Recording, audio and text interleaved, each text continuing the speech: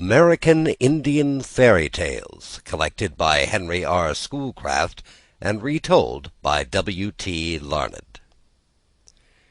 Iagoo, the Storyteller. There never was anyone so wise and knowing as old Iagoo. There never was an Indian who saw and heard so much. He knew the secrets of the woods and the fields, and understood the language of birds and beasts.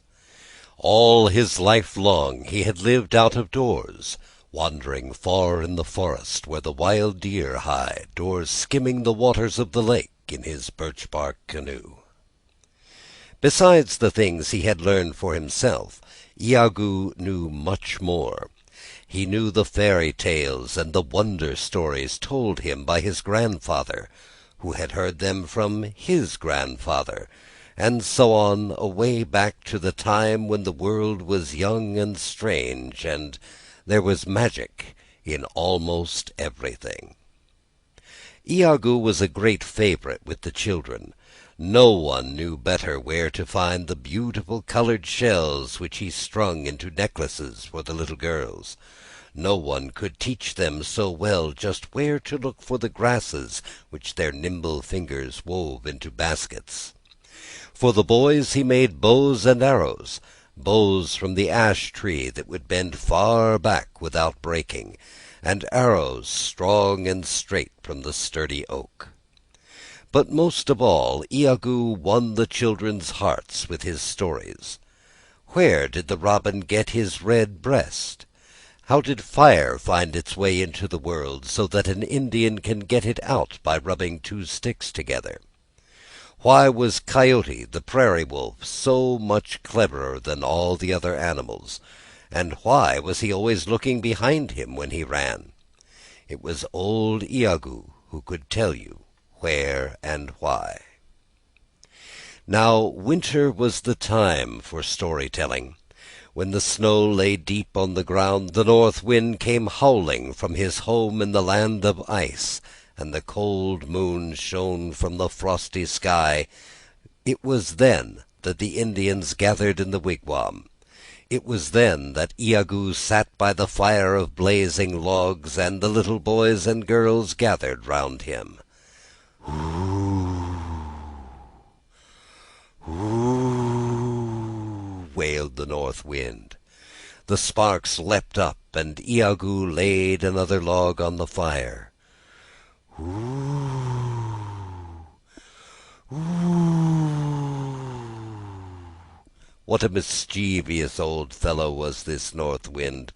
One could almost see him, his flowing hair all hung with icicles. If the wigwam were not so strong, he would blow it down, and if the fire were not so bright, he would put it out. But this wigwam was made on purpose for just such a time as this, and the forest near by had logs to last forever.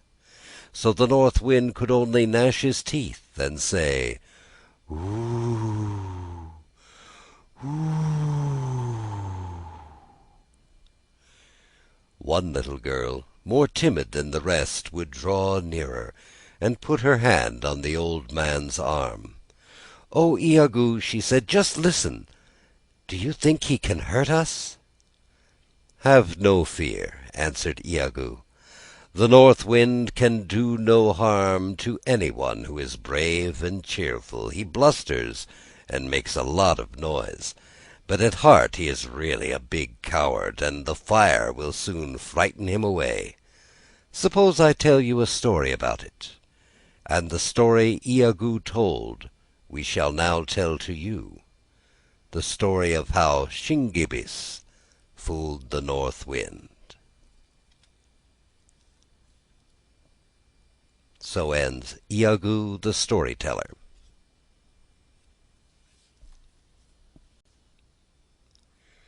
Shin-ge-bis Fools the North Wind.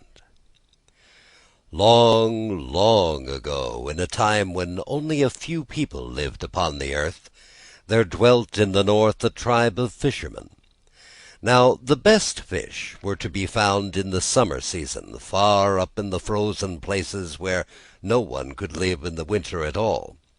For the king of this land of ice was a fierce old man called Kabibanoka by the Indians, meaning in our language, the North Wind. Though the land of ice stretched across the top of the world for thousands and thousands of miles, Kabibanoka was not satisfied. If he could have had his way, there would have been no grass or green trees anywhere. All the world would have been white from one year's end to another, all the rivers frozen tight, and all the country covered with snow and ice. Luckily there was a limit to his power. Strong and fierce as he was no match at all for Shawondasee, the South Wind, whose home was in the pleasant land of the sunflower. Where Shawondasee dwelt, it was always summer. When he breathed upon the land, violets appeared in the woods. The wild rose bloomed on the yellow prairie, and the cooing dove called musically to its mate. It was he who caused the melons to grow, and the purple grapes.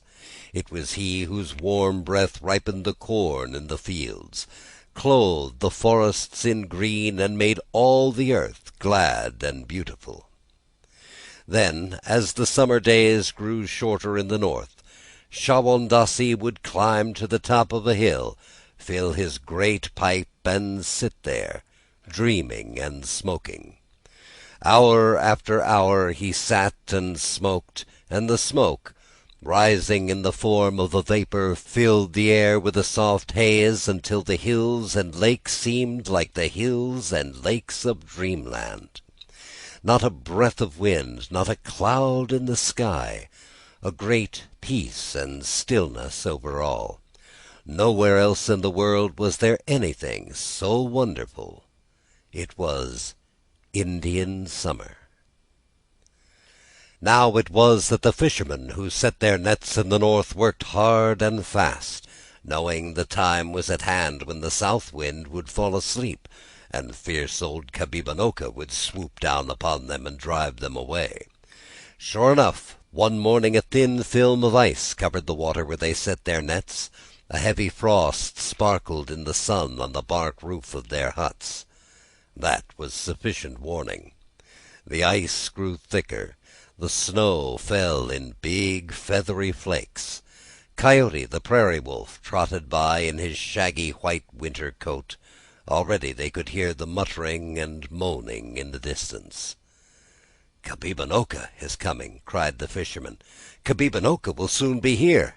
It's time for us to go." But Shin-ge-bis the diver only laughed. Shin-ge-bis was always laughing. He laughed when he caught a big fish, and he laughed when he caught none at all. Nothing could dampen his spirits. "The fishing is still good," he said to his comrades. "I can cut a hole in the ice and fish with a line instead of a net. What do I care for old Kabibanoka?" They looked at him in amazement.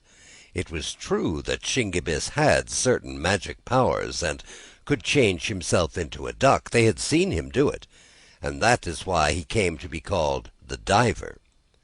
But how would this enable him to brave the anger of the terrible north wind? "You had better come with us," they said. "Kabibanoka is much stronger than you. The biggest trees of the forest bend before his wrath. The swiftest river that runs freezes at his touch. Unless you can turn yourself into a bear or a fish, you have no chance at all." But Shin-ge-bis only laughed the louder.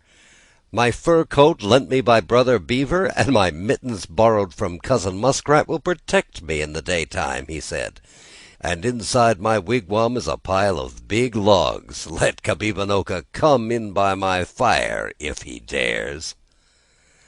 So the fishermen took their leave rather sadly, for the laughing Shin-ge-bis was a favorite with them, and the truth is, they never expected to see him again. When they were gone, Shin-ge-bis set about his work in his own way. First he made sure he had plenty of dry bark and twigs and pine needles to make the fire blaze up when he returned to his wigwam in the evening. The snow by that time was pretty deep, but it froze so hard on top that the sun did not melt it, and he could walk on the surface without sinking in at all. As for fish, he knew well how to catch them through the holes he made in the ice. And at night he would go tramping home, trailing a long string of them behind him, and singing a song he had made up himself. "Kabibanoka, ancient man, come and scare me if you can. Big and blustery though you be, you are mortal, just like me." It was thus that Kabibanoka found him, plodding along late one afternoon across the snow. "Ooh, ooh!" cried the north wind. "What impudent two-legged creature is this who dares to linger here so long after the wild goose and heron have winged their way to the south? We shall see who is master of the land of ice. This very night I will force my way into his wigwam, put his fire out, and scatter all the ashes around. Ooh, ooh." Night came. Shin-ge-bis sat in his wigwam by the blazing fire, and such a fire! Each backlog was so big it would last for a moon. That was the way the Indians, who had no clocks or watches, counted time instead of weeks or months. They would say a moon, the length of time from one new moon to another. Shin-ge-bis had been cooking a fish, a fine fresh fish caught that very day. Broiled over the coals, it was a tender and savory dish, and Shin-ge-bis smacked his lips and rubbed his hands with pleasure. He had tramped many miles that day, so it was a pleasant thing to sit here by the roaring fire and toast his shins. How foolish, he thought, his comrades had been to leave a place where fish was so plentiful so early in the winter. "They think that Kabibanoka is a kind of magician," he was saying to himself, "and that no one can resist him. It's my own opinion that he's just a man, just like myself. It's true I can't stand the cold as he does, but then neither can he stand the heat as I do." This thought amused him so much that he began to laugh and sing, "Kabibanoka, frosty man, try to freeze me if you can. Though you blow until you tire, I am safe beside my fire." He was in such high good humor that he scarcely noticed a sudden uproar that began without. The snow came thick and fast. As it fell, it was caught up again like so much powder and blown against the wigwam, where it lay in huge drifts. But instead of making it colder inside, it was really like a thick blanket that kept the air out. Kabibanoka soon discovered his mistake, and it made him furious. Down the smoke vent he shouted, and his voice was so wild and terrible it might have frightened an ordinary man, but Shin-ge-bis only laughed. It was so quiet in the great silent country that he rather enjoyed a little noise. "Ho, ho!" he shouted back.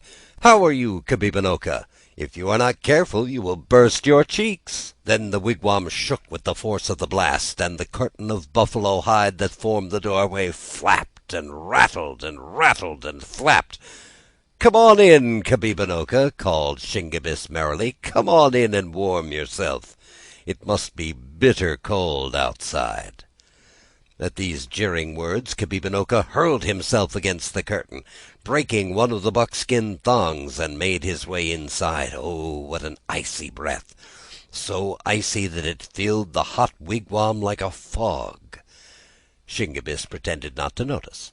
Still singing, he rose to his feet and threw on another log. It was a fat log of pine, and it burned so hard and gave out so much heat that he had to sit a little distance away. From the corner of his eye he watched Kabibanoka, and what he saw made him laugh again. The perspiration was pouring from his forehead. The snow and icicles in his flowing hair quickly disappeared. Just as a snowman made by children melts in the warm sun of March, so the fierce old north wind began to thaw. There could be no doubt of it. Kabibanoka the Terrible was melting. His nose and ears became smaller, His body began to shrink. If he remained where he was much longer, the king of the land of ice would be nothing better than a puddle. "Come on up to the fire," said Shin-ge-bis cruelly. "You must be chilled to the bone. Come up closer and warm your hands and feet." But the north wind had fled even faster than he came through the doorway. Once outside, the cold air revived him, and all his anger returned. As he had not been able to freeze Shin-ge-bis, he spent his rage on everything in his path. Under his tread the snow took on a crust. The brittle branches of the trees snapped as he blew and snorted. The prowling fox hurried to his hole, and the wandering coyote sought the first shelter at hand. Once more he made his way to the wigwam of Shin-ge-bis and shouted down the flue. "Come out!" he called. "Come out if you dare, and wrestle with me here in the snow. We shall see who's master then." Shin-ge-bis thought it over. "The fire must have weakened him," he said to himself, "and my own body is warm. I believe I can overpower him. Then he will not annoy me any more, and I can stay here as long as I please." Out of the wigwam he rushed, and Kabibinoka came to meet him. Then a great struggle took place. Over and over the hard snow they rolled, locked in each other's arms. All night long they wrestled, and the foxes crept out of their holes, sitting at a safe distance in a circle, watching the wrestlers. The effort put forth kept the blood warm in the body of Shin-ge-bis.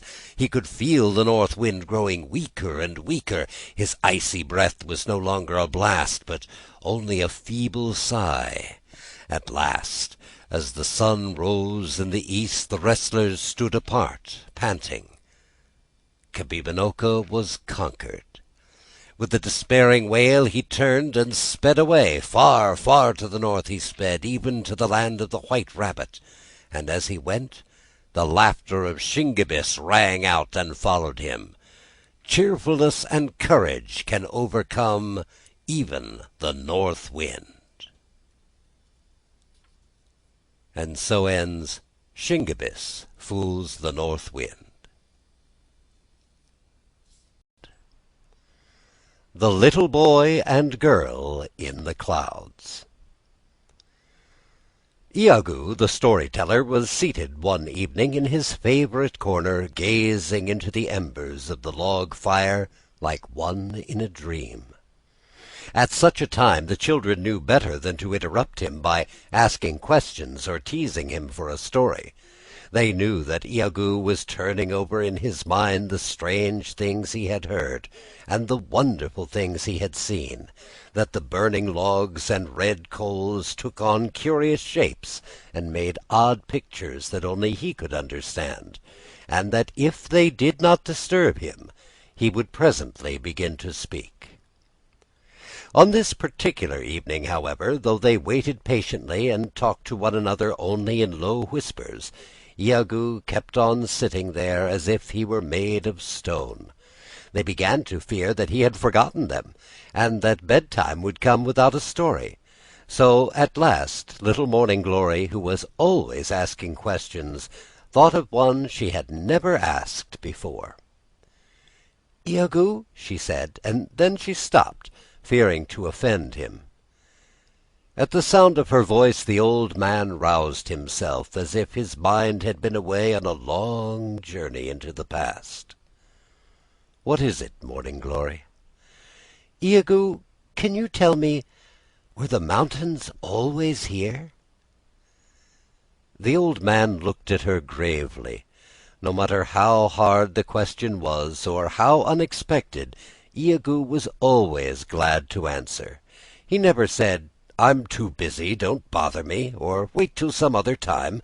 So when Morning Glory asked him this very peculiar question, he nodded his wise old head, saying, "Do you know, I've often asked myself that very thing. Were the mountains always here?" He paused and looked once more into the fire, as if the answer was to be found there if only he looked long enough. At last he spoke again. "Yes, I think it must be true that the mountains were always here, the mountains and the hills. They were made when the world was made, a long, long time ago. And the story of how the world was made you have heard before. But there is one high hill that was not always there, a hill that grew like magic all of a sudden. Did I ever tell you the story of the big rock? How it rose and rose and carried the little boy and girl up among the clouds? "No, no!" shouted the children in chorus. "You never told us that one. Tell it to us now." And this is the story of the magical big rock, as old Iagoo heard it from his grandfather, who heard it from his great-grandfather, who was almost old enough to have been there himself when it happened. In the days when all animals and men lived on friendly terms, when Coyote the prairie wolf was not a bad sort of fellow when you came to know him, and even the mountain lion would growl pleasantly and pass you the time of day, there lived in a beautiful valley a little boy and girl. This valley was a lovely place to live in. Never was such a playground anywhere on earth. It was like a great green carpet stretching up for miles and miles, and when the wind blew upon the long grass it was like looking at waves of the sea. Flowers of all colors bloomed in the beautiful valley. Berries grew thick on the bushes, and birds filled the summer air with their songs. Best of all, there was nothing whatever to fear. The children could wander at will, watching the gay butterflies, making friends with the squirrels and rabbits, or following the flight of the bee to some tree where his honey is stored. As for the wild animals, it was all very different from what it is today, when they keep the poor things in cages, or coop them up in a little patch of ground behind a high fence. In the beautiful valley the animals ran free and happy, as they were meant to do. The bear was a big, lazy, good-natured fellow who lived on berries and wild honey in the summer, and in winter crept into his cavern in the rocks and slept there till spring. The deer were not only gentle, but tame as sheep, and often came to crop the tender grass that grew where the two children were accustomed to play. They loved all the animals, and the animals loved them. But perhaps their special favorites were Jack-Rabbit and Antelope. Jack-Rabbit had long legs and long ears, almost as long as a mule's, and no animal of his size could jump so high. But of course he could not jump as high as Antelope, the name of a beautiful little deer with short horns and slender legs who could run like the wind. Another thing that made the Happy Valley such a pleasant place to live was the river that flowed through it. All the animals came from miles around to drink from its clear, cool waters and to bathe in it on a hot summer day. One shallow pool seemed made especially for the little boy and girl. Their friend, the beaver, with his flat tail like an oar and his feet webbed like a duck's, had taught them to swim almost as soon as they had learned to walk, and to splash around in the pool on a warm afternoon was among their greatest pleasures. One day in midsummer the water was so pleasant that they remained in the pool much longer than usual, so that when at last they came out they were quite tired. And as they were a little chilled besides, they looked around for a good place where they could get dry and warm. "Let's climb up on that big flat rock with the moss on it," said the little boy. "We've never done it before. It would be lots of fun." So he clambered up the side of the rock, which was only a few feet high, and drew his sister up after him. Then they lay down to rest, and pretty soon, without intending it at all, they were fast asleep. Nobody knows how it happened that exactly at this time the rock began to rise and grow, but it did happen, because there it is today, high and bare and steep, higher than the other hills in the valley. As the children slept, it rose and rose, inch by inch, foot by foot. By the next day it was taller than the tallest trees. Meanwhile their father and mother were searching for them everywhere, but all in vain, nor was any trace of them to be found. No one had seen them climb up on the rock, and everyone concerned was much too excited to notice what had really happened to it. The parents wandered far and wide, saying, "Antelope, have you seen our little boy and girl? Jack-rabbit, you must have seen our little boy and girl." But none of the animals had seen them. At last they met Coyote, the cleverest of them all, trotting along the valley with his nose in the air, so they put the same question to him.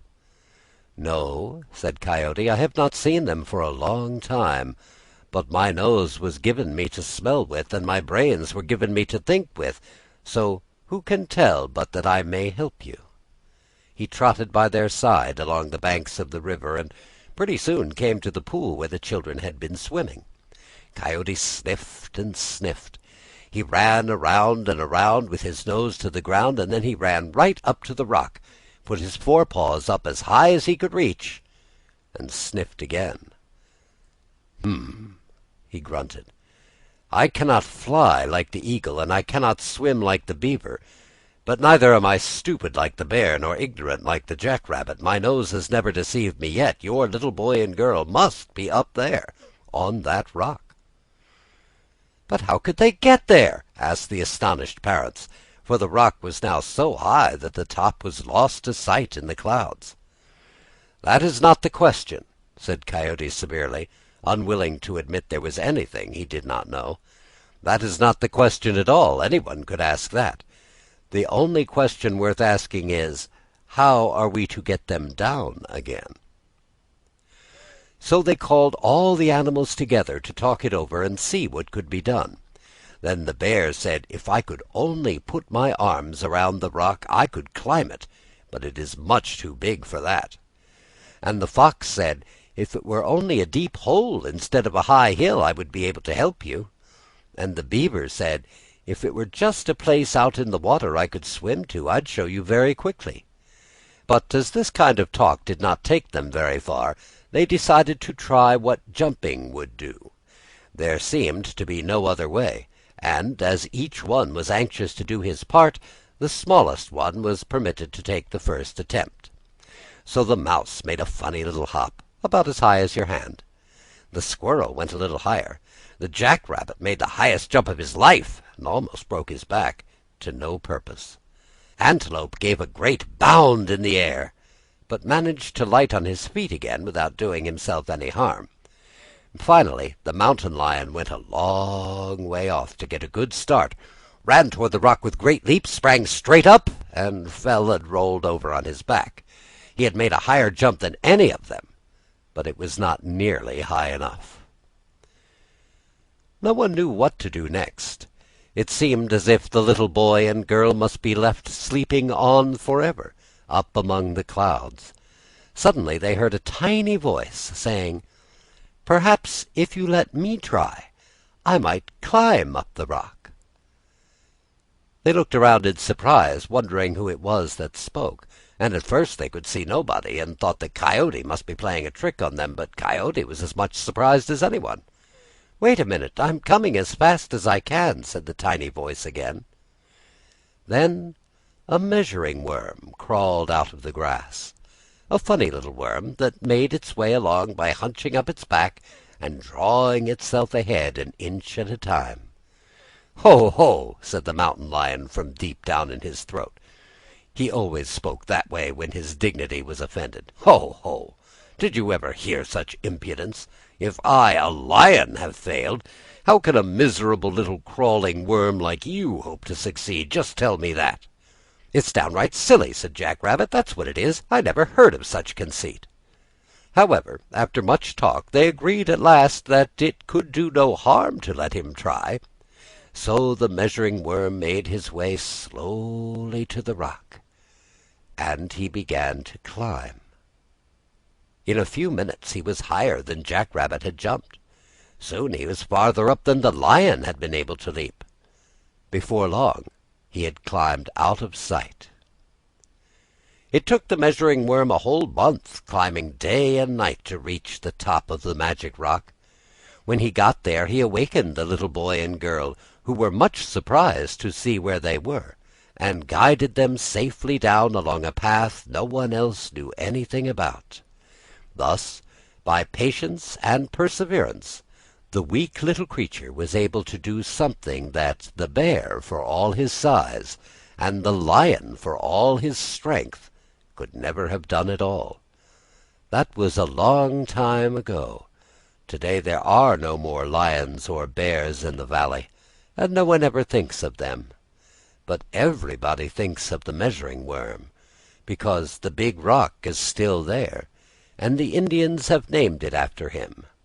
Tutokanula they call it, a big name indeed for a little fellow, yet by no means too big when you come to think of the big, brave thing that he did. So ends The Little Boy and Girl in the Clouds.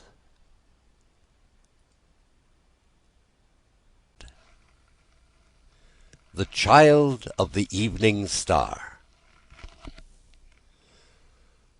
Once upon a time, on the shores of the great lake Gitche-gumee, there lived a hunter who had 10 beautiful young daughters. Their hair was dark and glossy as the wings of a blackbird, and when they walked or ran, it was with the grace and freedom of the deer in the forest.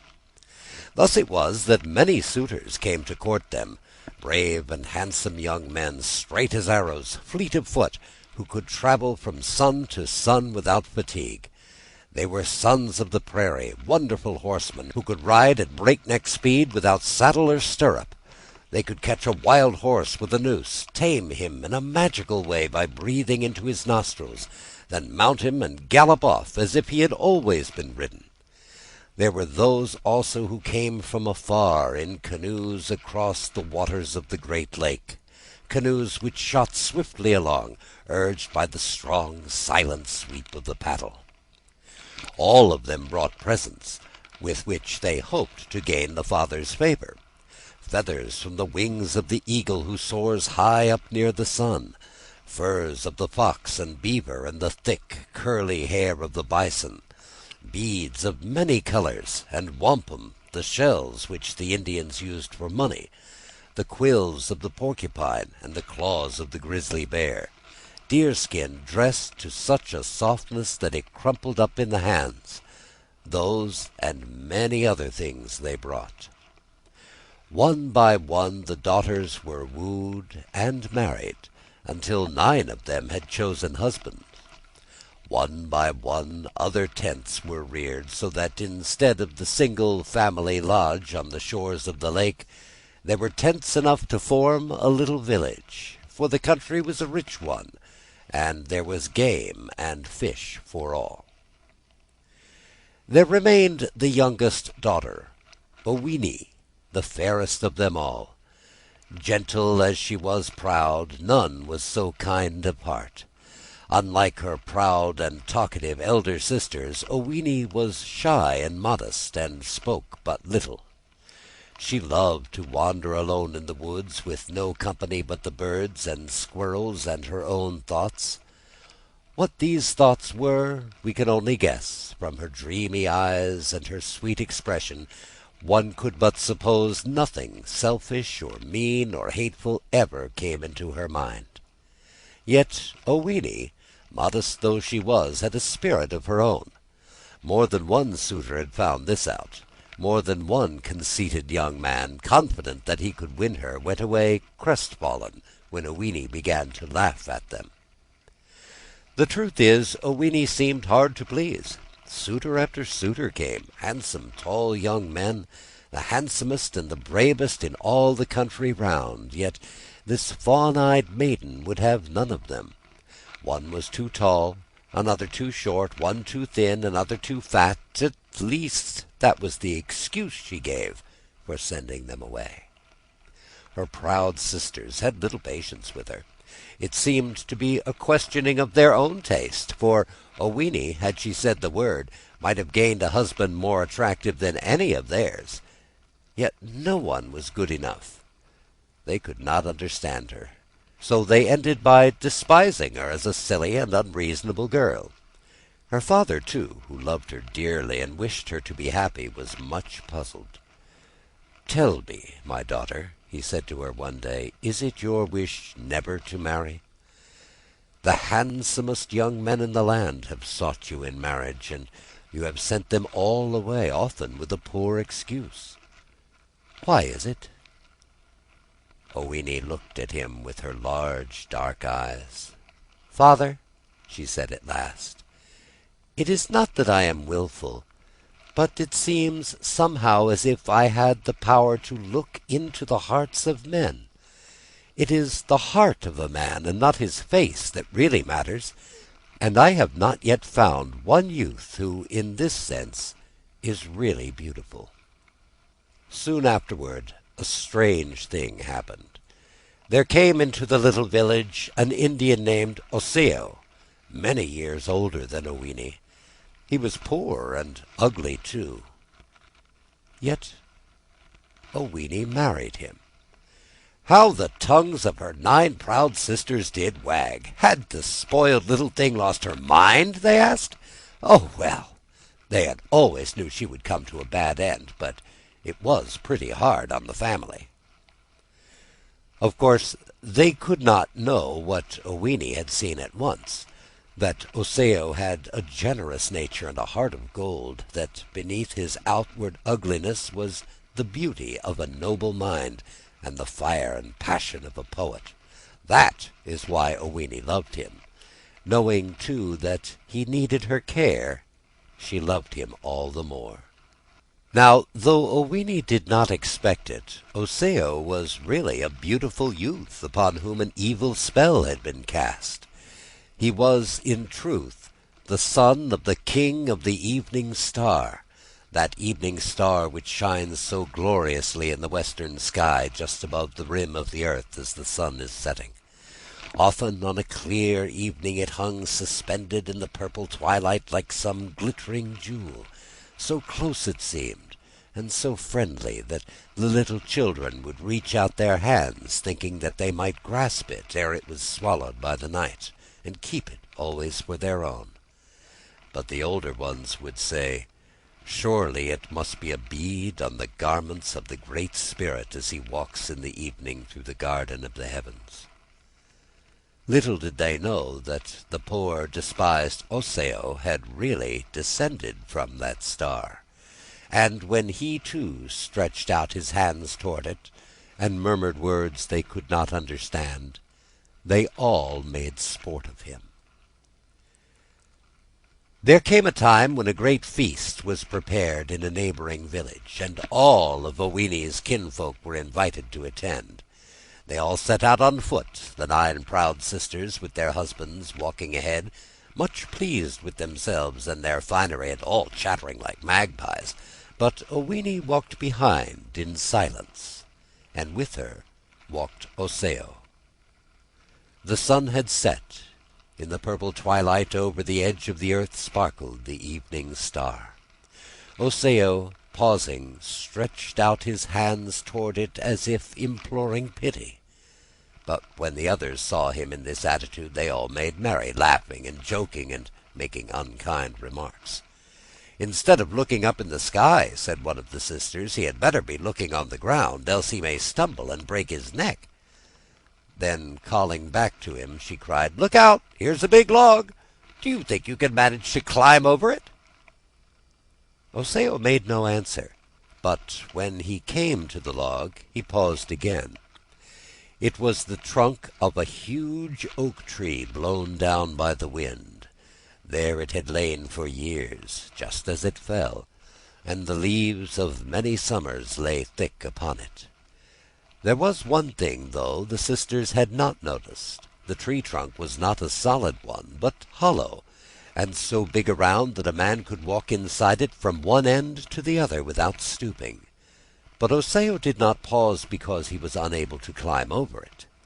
There was something mysterious and magical in the appearance of that great hollow trunk, and he gazed at it a long time, as if he had seen it in a dream, and had been looking for it ever since.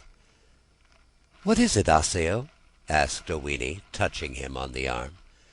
Do you see something that I cannot see?" But Osseo only gave a shout that echoed through the forest, and leaped inside the log. Then, as Oweenee, a little alarmed, stood there waiting, the figure of a man came out the other end. Could this be Osseo? Yes, it was he, but how transformed!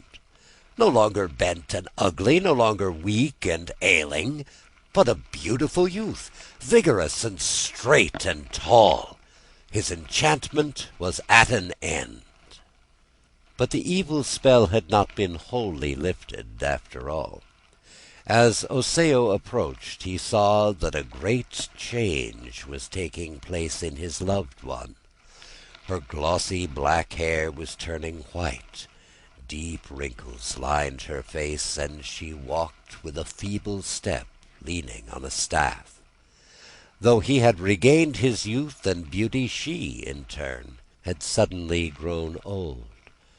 "Oh, my dearest one," he cried, "the evening star has mocked me in letting this misfortune come upon you. Better far that I had remained as I was. Gladly would I have borne the insults and laughter of your people rather than you should be made to suffer." "As long as you love me," answered Oweenee, "I am perfectly content. If I had the choice to make, and only one of us could be young and fair, it is you that I would wish to be beautiful."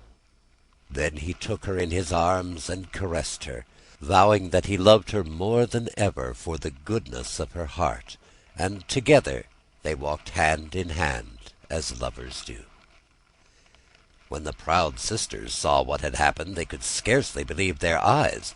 They looked enviously at Osseo, who was now far handsomer than any one of their husbands, and much their superior in every way.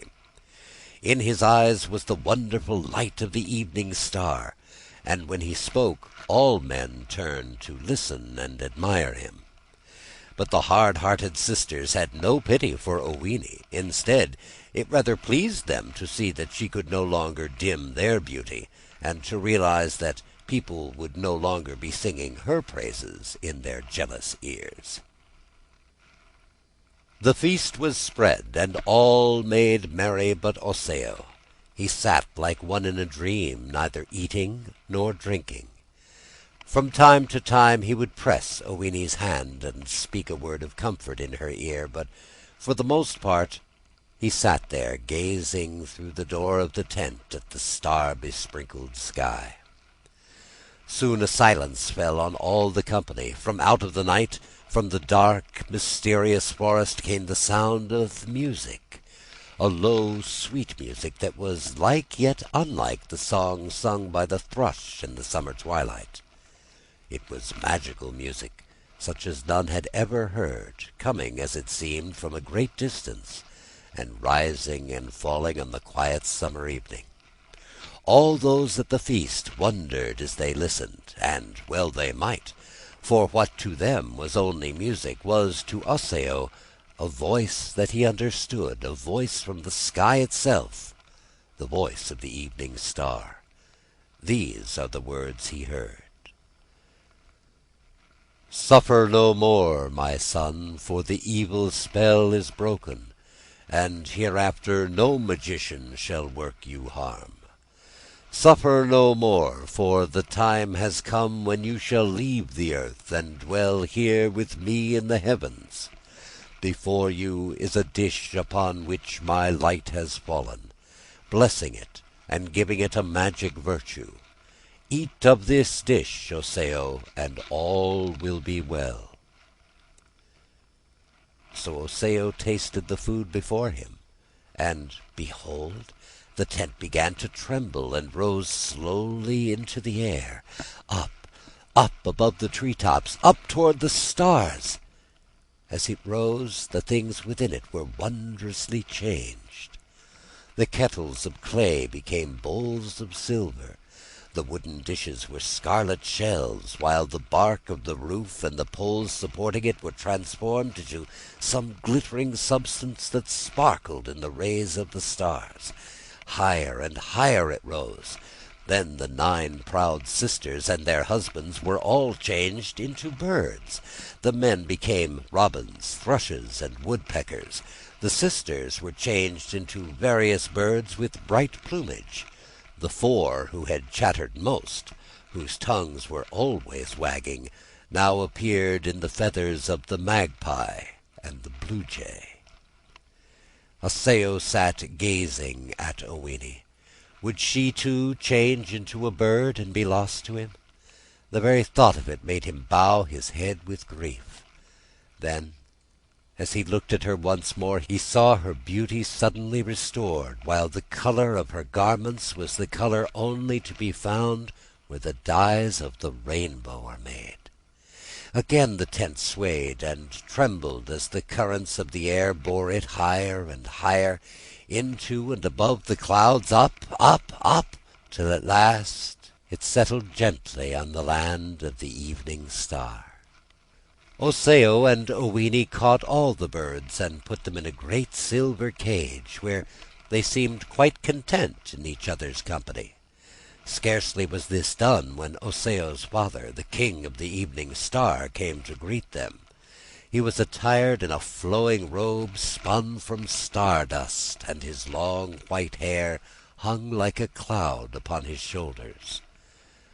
"Welcome," he said, "my dear children. Welcome to the kingdom in the sky that has always awaited you. The trials you have passed through have been bitter, but you have borne them bravely, and now you will be rewarded for all your courage and devotion. Here you will live happily, yet of one thing you must beware." He pointed to a little star in the distance, a little winking star hidden from time to time by a cloud of vapor. "On that star," he continued, "lives a magician named Wabeno. He has the power to dart his rays like so many arrows at those he wishes to injure. He has always been my enemy. It was he who changed Osseo into an old man and cast him down upon the earth. Have a care that his light does not fall upon you. Luckily his power for evil has been greatly weakened, for the friendly clouds have come to my assistance and form a screen of vapor through which his arrows cannot penetrate." The happy pair fell upon their knees and kissed his hands in gratitude.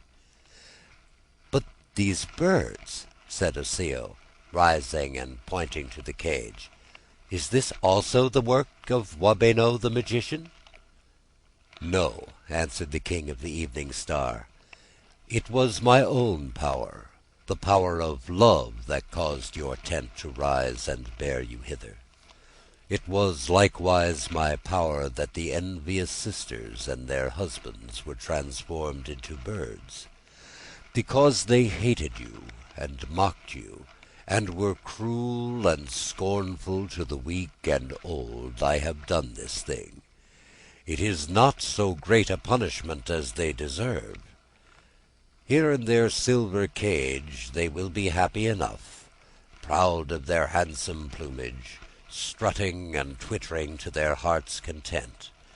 Hang the cage there, at the doorway of my dwelling. They shall be well cared for."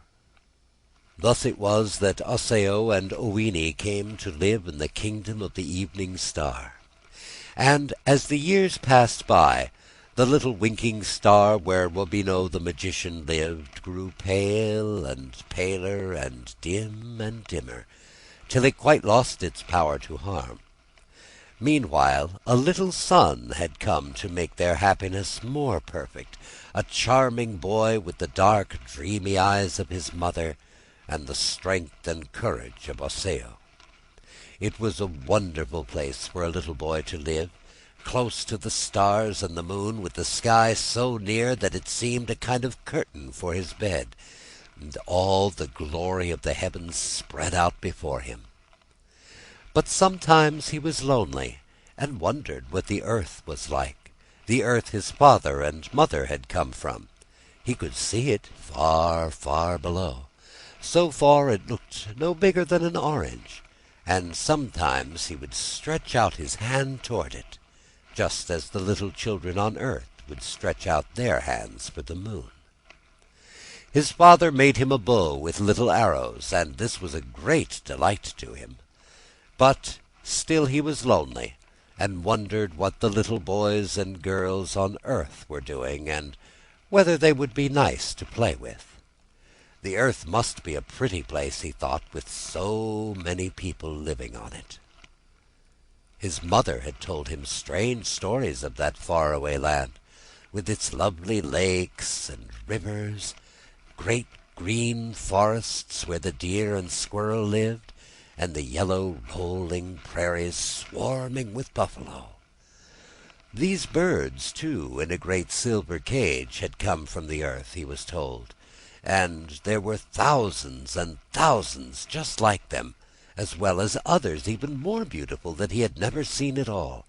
Swans with long curved necks that floated gracefully upon the waters, whippoorwills that called at night from the woods, the robin redbreast, the dove, and the swallow. What wonderful birds they must be!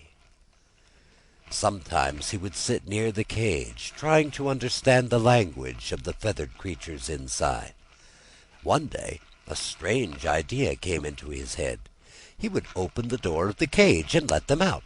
Then they would fly back to earth, and perhaps they would take him with them. When his mother and father missed him, they would be sure to follow him to the earth, and then... He could not quite see just how it would all end, but he found himself quite close to the cage, and the first thing he knew he had opened the door and let out all the birds. Round and round they flew, and now he was half sorry and a little afraid as well. If the birds flew back to earth and left him there, what would his grandfather say? "Come back," he called. But the birds only flew around him in circles and paid no attention to him. At any moment they might be winging their way to the earth. Come back, I tell you," he cried, stamping his foot and waving his little bow. "Come back, I say, or I'll shoot you." Then, as they would not obey him, he fitted an arrow to his bow and let it fly. So well did he aim that the arrow sped through the plumage of a bird, and the feathers fell all around. The bird itself, a little stunned but not much hurt, fell down, and a tiny trickle of blood stained the ground where it lay.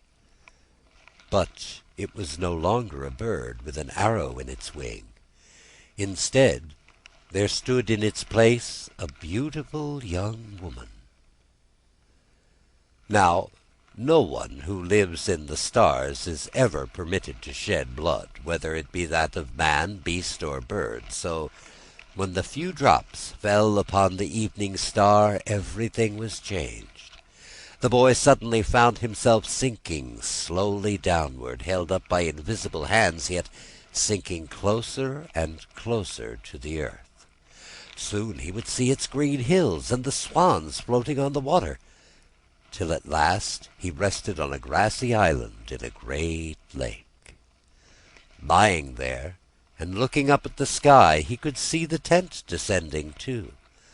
Down it softly drifted, till in turn it sank upon the island, and in it were his father and mother, Osseo and Owini, returned to earth to live once more among men and women and teach them how to live.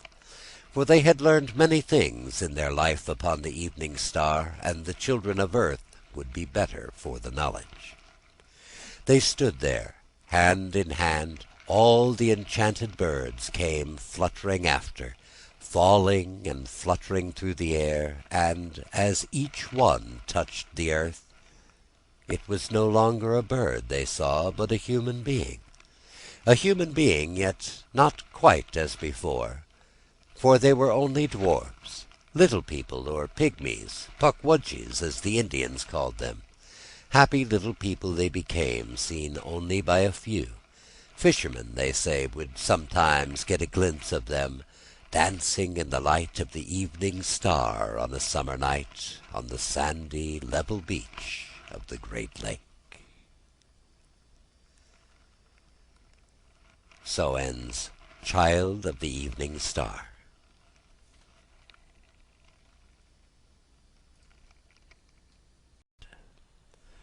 The Boy Who Snared the Sun. A deep crusted snow covered the earth and sparkled in the light of a wintry moon. The wind had died away. It was very cold and still. Not a sound came from the forest. The only noise that broke the perfect quiet of the night was the cracking of the ice on the big sea water, Gitchi-gumi, which was now frozen solid. But inside old Iagoo's tepee it was warm and cheerful. The tepee, as the Indians call a tent, was covered with the thick, tough skin of the buffalo. The winter coat of Mukwa the bear had now become a pleasant, soft rug for Iagoo's two young visitors, Morning Glory and her little brother Eagle Feather. Squatting at their ease on the warm fur, they waited for the old man to speak. Suddenly a white-footed mouse crept from his nest in a corner, and, advancing close to the children, sat up on his hind legs, like a dog that begs for a biscuit. Eagle Feather raised his hand in a threatening way, but Morning Glory caught him by the arm. "No, no," she said, "you must not harm him. See how friendly he is, and not a bit afraid. There is game enough in the forest for a brave boy's bow and arrow. Why should he spend his strength on a weak little mouse?" Eagle Feather, pleased with anything that seemed like praise of his strength, let his hand fall. "Your words are true words, Morning Glory," he answered. "Against Akmeek the beaver, or Wabisi the wild swan, it is better that I should measure my hunter's skill." At this, Iagoo, turning around, broke the long silence. "There was a time," he said mysteriously, "when 1,000 boys such as Eagle Feather would have been no match at all for that mouse as he used to be." "When was that?" asked Eagle Feather, looking uneasily at his sister. "In the days of the great dormouse," answered Iagoo. "In the days long ago when there were many more animals than men on the earth, and the biggest of all the beasts was the dormouse. Then something strange happened, something that never happened before or since. Shall I tell you about it?" "Oh, please do," begged Morning Glory. "The story I am going to tell you," began Iagoo, "is not so much a story about the dormouse as it is a story about a little boy and his sister. Yet had it not been for the dormouse, I would not be here to tell about it, and you would not be here to listen.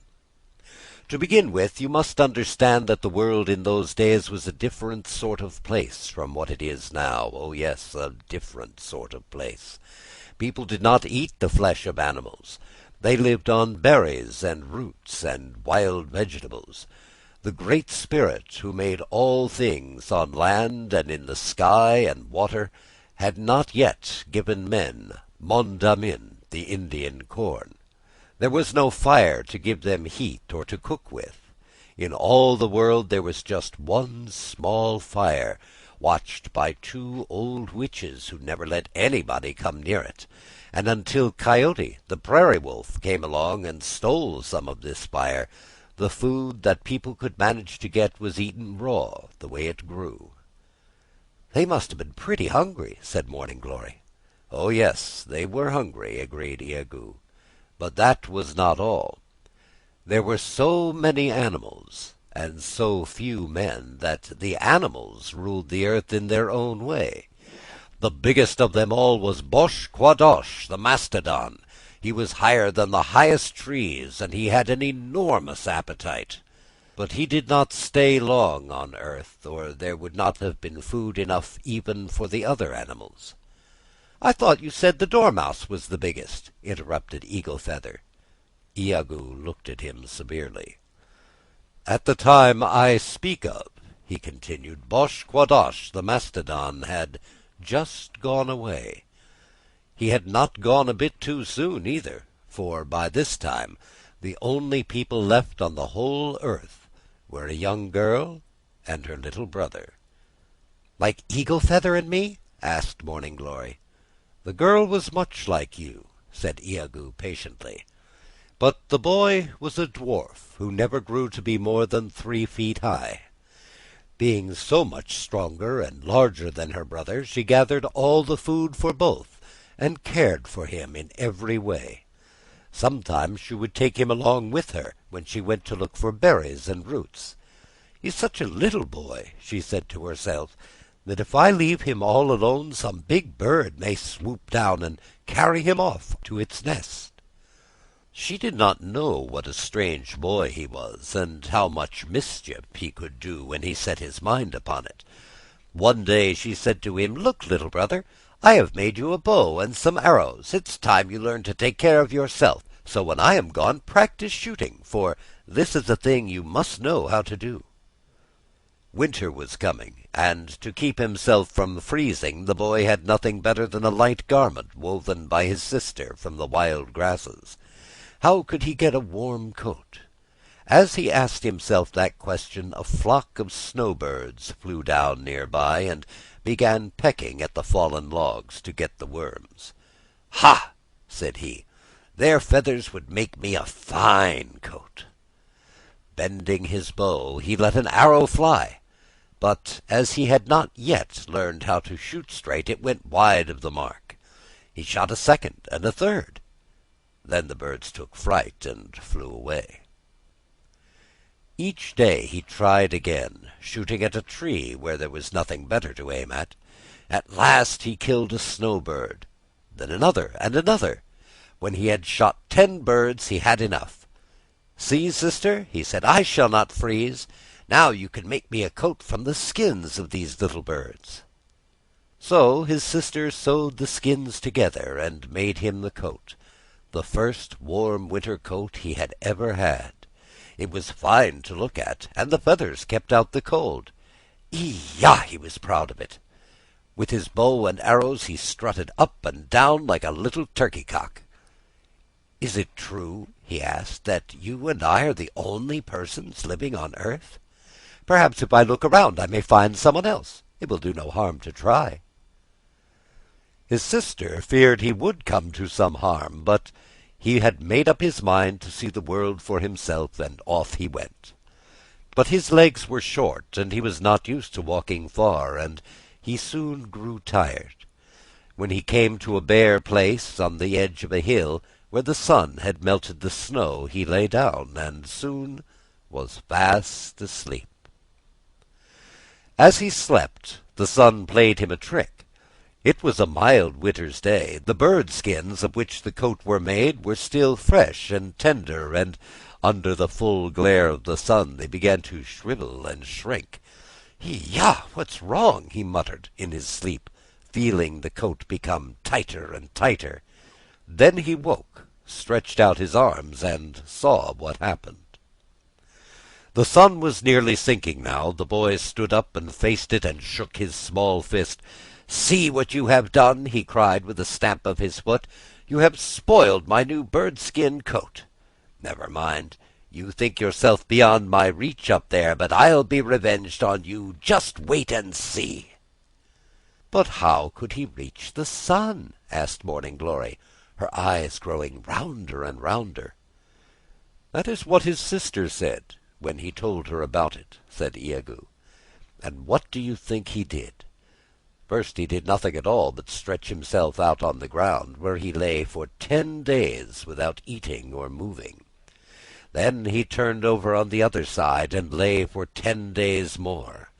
At last he rose to his feet. 'I have made up my mind,' he said. 'Sister, I have a plan to catch the sun in a noose. Find me some kind of cord from which I can make a snare.' She got some tough grass and twisted it into a rope. 'That will not do,' he said. 'You must find something stronger.' He no longer talked like a little boy, but like one who was to be obeyed. Then his sister thought of her hair. She cut enough from her head to make a cord, and when she had plaited it he was much pleased, and said it would do. He took it from her and drew it between his lips, and as he did this it turned into a kind of metal, and grew much stronger and longer, till he had so much that he wound it round his body. In the middle of the night he made his way to the hill, and there he fixed a noose at the place where the sun would rise. He had to wait a long time in the cold and darkness, but at last a faint light came into the sky. As the sun rose it was caught fast in the noose, and there it stayed. Iagoo stopped talking and sat looking into the fire. One might have supposed that when he did this he saw pictures in the flames and in the red coals, and that these pictures helped him to tell the story. But Morning Glory was impatient to hear the rest. "Iagoo," she said timidly, "did you forget about the dormouse?" "Yeah, the dormouse, no, I have not forgotten," answered the old man, rousing himself. When the sun did not rise as usual, the animals could not tell what had happened. Ajidamo, the squirrel, chattered and scolded from the branch of a pine tree. Kagaji, the raven, flapped his wings and croaked more hoarsely than ever to tell the others that the end of the world had come. Only Mukwa, the bear, did not mind. He had crept into his cave for the winter, and the darker it was, the better he liked it. Wabon, the east wind, was the one who brought the news. He had drawn from his quiver the silver arrows with which he chased the darkness from the valleys, but the sun had not risen to help him, and the arrows fell harmless to the earth. "Wake! Wake!" he wailed. "Someone has caught the sun in a snare. Which of the animals will dare to cut the cord?" But even Coyote, the prairie wolf, who was the wisest of them all, could think of no way to free the sun. So great was the heat thrown out by its rays that he could not come within an arrow's flight of where it was caught fast in the magical noose of hair. "Leave it to me!" screamed Ken-yu, the war eagle, from his nest on the cliff. "It is I alone who soar to the sky and look the sun in the face without winking. Leave it to me!"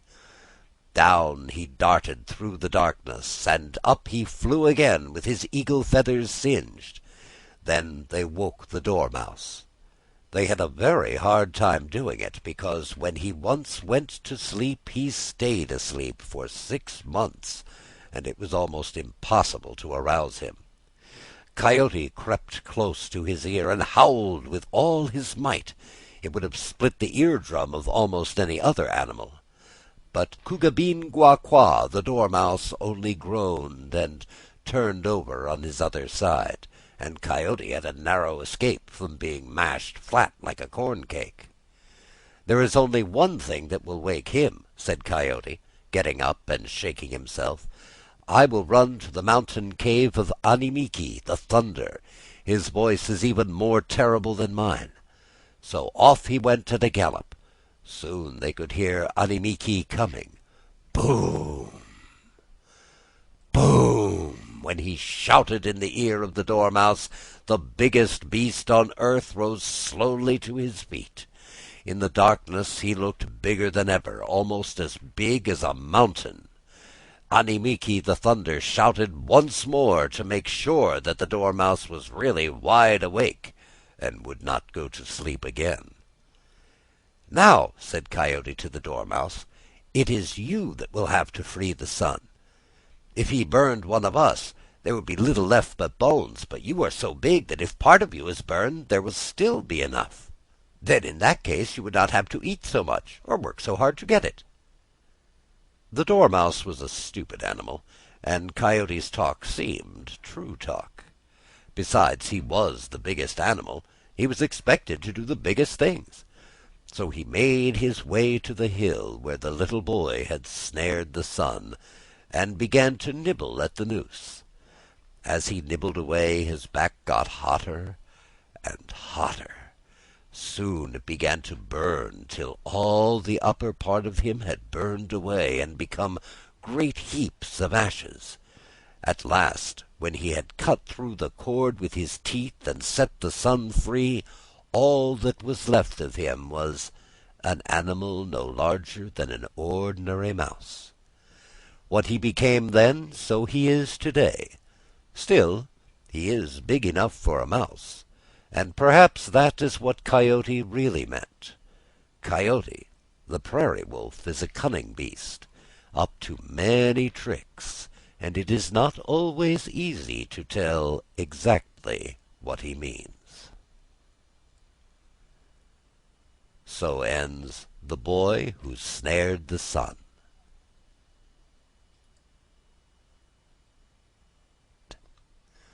How the Summer Came. Morning Glory was tired of the winter and longed for the spring to come. Sometimes it seemed as if Kabibanoka, the fierce old north wind, would never go back to his home in the land of ice. With his cold breath he had frozen tight and hard the big sea-water Gitchigumi, and had covered it deep with snow till you could not tell the great lake from the land. Except for the beautiful green pines, all the world was white, a dazzling, silent world in which there was no musical murmur of water and no song of birds. "Will O-Pee-chee, the robin, ever come again?" sighed Morning Glory. "Suppose there was no summer anywhere, no Shawondasee, the south wind, to bring the violet and the dove. Oh, Iagoo, would it not be dreadful?" "Be patient, Morning Glory," answered the old man. "Soon you will hear Wawa, the wild goose, flying high up on his way to the north. I have lived many moons. Sometimes he seems long in coming, but he always comes. When you hear him call, then O-Pee-chee the robin will not be far behind." "I will try to be patient," said Morning Glory. "But Kabibanoka, the north wind, is so strong and fierce, I can't help wondering if there was a time when his power was so great that he made his home here always. It makes me shiver to think of it." Iagoo rose from his place by the fire and drew to one side the curtain of buffalo hide that screened the doorway. He pointed to the sky, clear and sparkling with stars. "Look," he said, "there in the north. See that little cluster of stars? Do you know the name we give it?" "I know," said Eagle Feather. "It is Ojeeg-Anung, the fisher stars. If you look just right, you can see how they make the body of the fisher. He's stretched out flat with an arrow through his tail. See, sister?" "The fisher," repeated Morning Glory. "You mean the furry little animal, something like a fox? Is marten another name for it?" "That's it," said Eagle Feather. "Yes, I see," nodded Morning Glory. "But why is the fisher spread out flat that way in the sky with an arrow sticking through his tail?" "I don't know just exactly why," admitted Eagle Feather. "I suppose some hunter was chasing him. Perhaps Iagoo can tell us." Iagoo closed the curtain and went back to the fire. "You thought there might have been a time when there was no summer on earth," he said to Morning Glory, "and you were right. Until Ojeeg, the fisher, found a way to bring the summer down from the sky, the earth was everywhere covered with snow, and it was always cold. If Ojeeg had not been willing to give his life so that all the rest of us could be warm, Kabibanoka, the north wind, would have ruled the world as he now rules the land of ice." Then Morning Glory and Eagle Feather sat down on the soft rug that was once the winter coat of Mukwa the bear, and Iagoo told them the story of How the Summer Came. In the wild forest that borders the great lake there once lived a mighty hunter named Ojeeg. No one knew the woods as well as he. Where others would be lost without a trail to guide them, he found his way easily and quickly. By day or by night, through the trackless tangle of trees and underbrush, where the red deer fled, he followed. The bear could not escape his swift pursuit. He had the cunning of the fox, the endurance of the wolf, the speed of the wild turkey when it runs at the scent of danger. When Ojeeg shot an arrow, it always hit the mark. When he set out on a journey, no storm or snow could turn him back. He did everything he said he would do, and he did it well. Thus it was that some men came to believe that Ojeeg was a Manitou, the Indian name for one who has magic powers. This much was certain. Whenever Ojeeg wished to do so, he could change himself into a little animal known as the fisher or marten. Perhaps that is why he was on such friendly terms with some of the animals, who were always willing to help him when he called upon them. Among these were the otter, the beaver, the lynx, the badger, and the wolverine. There came a time, as we shall see, when he needed their services badly, and they were not slow in coming to his assistance. Ojeeg had a wife whom he dearly loved, and a son of 13 years who promised to be as great a hunter as his father. Already he had shown great skill with the bow and arrow. If some accident should prevent Ojeeg from supplying the family with the game upon which they lived, his son felt sure he himself could shoot as many squirrels and turkeys as they needed to keep them from starving. With Ojeeg to bring them venison, bear's meat, and wild turkey, they had thus far plenty to eat. Had it not been for the cold, the boy would have been happy enough. They had warm clothing made from deerskin and furs. To keep the fire burning, they had all the wood in the forest. Yet, in spite of this, the cold was a great trial, for it was always winter, and the deep snow never melted. Some wise old men had somewhere heard that the sky was not only the roof of our own world, but also was the floor of a beautiful world beyond, a land where birds with bright feathers sang sweetly through a pleasant, warm season called summer. It was a pretty story that people wished to believe, and likely enough, they said, when you came to think that the sun was so far away from the earth and so close to the sky itself. The boy used to dream about it and wonder what could be done. His father could do anything, some men said. He was a Manitou. Perhaps he could find some way to bring summer to the earth. That would be the greatest thing of all. Sometimes it was so cold that when the boy went into the woods his fingers would be frostbitten. Then he could not fit the notch of his arrow to the bowstring, and he was obliged to go back home without any game whatever. One day he had wandered far into the forest, and was returning empty-handed, when he saw a red squirrel seated on his hind legs on the stump of a tree. The squirrel was gnawing a pine cone, and did not try to run away when the young hunter came near. Then the little animal spoke. "My grandson," said he, "there is something I wish to tell you that you will be pleased to hear. Put away your arrows, and do not try to shoot me, and I shall give you some good advice." The boy was surprised, but he unstrung his bow and put the arrow in his quiver. "Now," said the squirrel, "listen carefully to what I have to say. The earth is always covered with snow, and the frost bites your fingers and makes you unhappy. I dislike the cold as much as you do. To tell the truth, there is little enough for me to eat in these woods, with the ground frozen hard all the time. You can see how thin I am, for there is not much fat in a pine cone. If someone could manage to bring the summer down from the sky, it would be a great blessing." "It really is true, then," said the boy, "that up beyond the sky there is a pleasant warm land, where winter only stays a few moons?" "Yes, it is true," said the squirrel. "We animals have known it for a long time. Kenyu, the war-eagle, who soars near the sun, once saw a small crack in the sky. The crack was made by Wiwasimo, the lightning, in a great storm that covered all the earth with water. Kenyu, the war-eagle, felt the warm air leaking through, but the people who live up above mended the crack at that very moment, and the sky has never leaked again." "Then our old wise men were right," said the boy. "Ojeeg, my father, can do most anything he's a mind to. Do you suppose if he tried hard enough he could get through the sky and bring the summer down to us?" "Of course," exclaimed the squirrel. "That's why I spoke to you about it. Your father is a Manitou. If you beg him hard enough and tell him how unhappy we are, he is sure to make the attempt. When you go back, show him your frost-bitten fingers. Tell him how you tramp all day through the snow, and how difficult it is to make your way home. Tell him that some day you may be frozen stiff and never get back at all. Then he will do as you ask, because he loves you very much." The boy thanked the squirrel and promised to follow his advice. From that day he gave his father no peace. At last Ojeeg said to him, "My son, what you ask me to do is a dangerous thing, and I do not know what may come of it. But my power as a Manitou was given to me for a good purpose, and I can put it to no better use than to try to bring the summer down from the sky and make the world a more pleasant place to live in."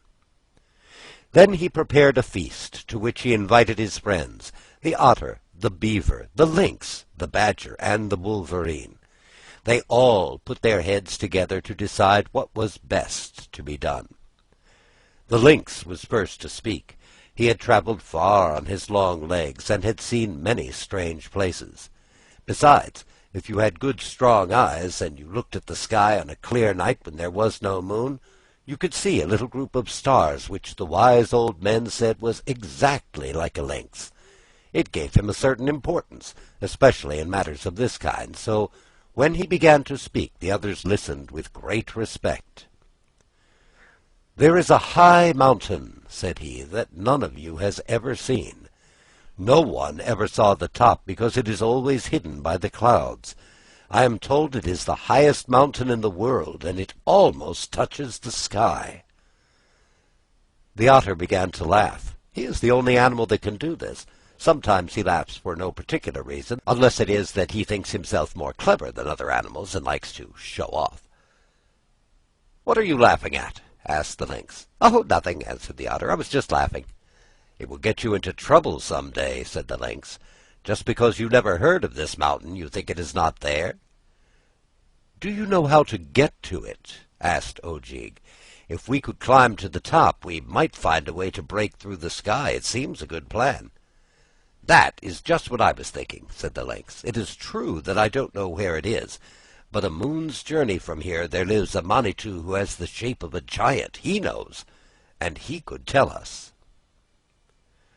So Ojeeg bade good-bye to his wife and his little son, and on the next day the lynx began the long journey, with Ojeeg and the others following close behind. It was just as the lynx had said. When they had traveled a day and a night for a moon, they came to a lodge, as the white men call an Indian's tent, and there was a Manitou standing in the doorway. He was a queer-looking man, such as they had never seen before, with an enormous head and 3 eyes, one being set in his forehead above the other 2. He invited them into the lodge, and set some meat before them, but he had such an odd look, and his movements were so awkward that the otter could not help laughing. At this the eye in the Manitou's forehead grew red like a live coal, and he made a leap for the otter, who barely managed to slip through the doorway out into the bitter cold and darkness of the night without having tasted a morsel of supper. When the otter had gone, the Manitou seemed satisfied, and told them that they could spend the night in his lodge. They did so, and Ojeeg, who had stayed awake while his friends slept, noticed that only 2 of the Manitou's eyes were closed, while the one in his forehead remained wide open. In the morning the Manitou told Ojeeg to travel straight toward the North Star, and that in 20 suns, the Indian name for days, they would reach the mountain. "As you are a Manitou yourself," he said, "you may be able to climb to the top and to take your friends with you, but I cannot promise that you will be able to get down again." "If it is close enough to the sky," answered Ojeeg, "that is all I ask." Once more they set out. On their way they met the otter, who laughed again when he saw them, but this time he laughed because he was glad to find them, and glad to get some meat that Ojeeg had saved from the Manitou's supper. In 20 days they came to the foot of the mountain. Then up and up they climbed, till they passed quite through the clouds. Up once more, till at last they stopped, all out of breath, and sat down to rest on the highest peak in the world. To their great delight, the sky seemed so close they could almost touch it. Ojeeg and his comrades filled their pipes, but before smoking they called out to the Great Spirit, asking for success in their attempt. In Indian fashion they pointed to the earth, to the sky overhead, and to the 4 winds. "Now," said Ojeeg, when they had finished smoking, "which of you can jump the highest?" The otter grinned. "Jump, then," commanded Ojeeg. The otter jumped, and sure enough his head hit the sky. But the sky was the harder of the two, and he fell back. When he struck the ground, he began to slide down the mountain. Soon he was out of sight, and they saw him no more. "Oh," grunted the lynx, "he is laughing out the other side of his mouth." It was the beaver's turn. He too hit the sky, but fell down in a heap. The badger and the lynx had no better luck, and their heads ached for a long time afterwards. "It all depends on you," said Ojeeg to the wolverine. "You are the strongest of them all. Ready? Now jump!" The wolverine jumped and fell, but came down on his feet, sound and whole. "Good!" cried Ojeeg. "Try again." This time the wolverine made a dent in the sky. "It's cracking!" exclaimed Ojeeg. "Now once more." For the third time the wolverine jumped. Through the sky he went, passing out of sight, and Ojeeg quickly followed him. Looking around them, they beheld a beautiful land. Ojeeg, who had spent his life among the snows, stood like a man who dreams, wondering if it could be true. He had left behind him a bare world, white with winter, whose waters were always frozen, a world without song or color. He had now come into a country that was a great green plain, with flowers of many hues, where birds of bright plumage sang amid the leafy branches of trees hung with golden fruit. Streams wandered through the meadows and flowed into lovely lakes. The air was mild and filled with the perfume from a million blossoms. It was summer. Along the banks of the lake were the lodges in which lived the people of the sky, who could be seen some distance away. The lodges were empty, but before them hung cages in which there were many beautiful birds. Already the warm air of summer had begun to rush through the hole made by the wolverine, and Ojeeg now made haste to open the cages so that the birds could follow. The sky-dwellers saw what was happening and raised a great shout. But spring, summer, and autumn had already escaped through the opening into the world below, and many of the birds as well. The wolverine, too, had managed to reach the hole and descend to the earth before the sky-dwellers could catch him. But Ojeeg was not so fortunate. There were still some birds remaining that he knew his son would like to see, so he went on opening the cages. By this time the sky-dwellers had closed the hole, and Ojeeg was too late. As the sky-dwellers pursued him, he changed himself into the fisher, and ran along the plain toward the north at the top of his speed. In the form of the fisher he could run faster. Also, when he took this shape, no arrow should injure him, unless it hit a spot near the tip of his tail.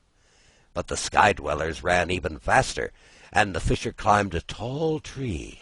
They were good marksmen, and they shot a great many arrows, until at last one chanced to hit the fatal spot. Then the fisher knew his time had come.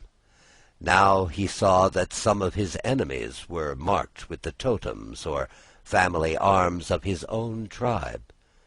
"My cousins," he called to them, "I beg of you that you go away and leave me here alone." The sky-dwellers granted his request.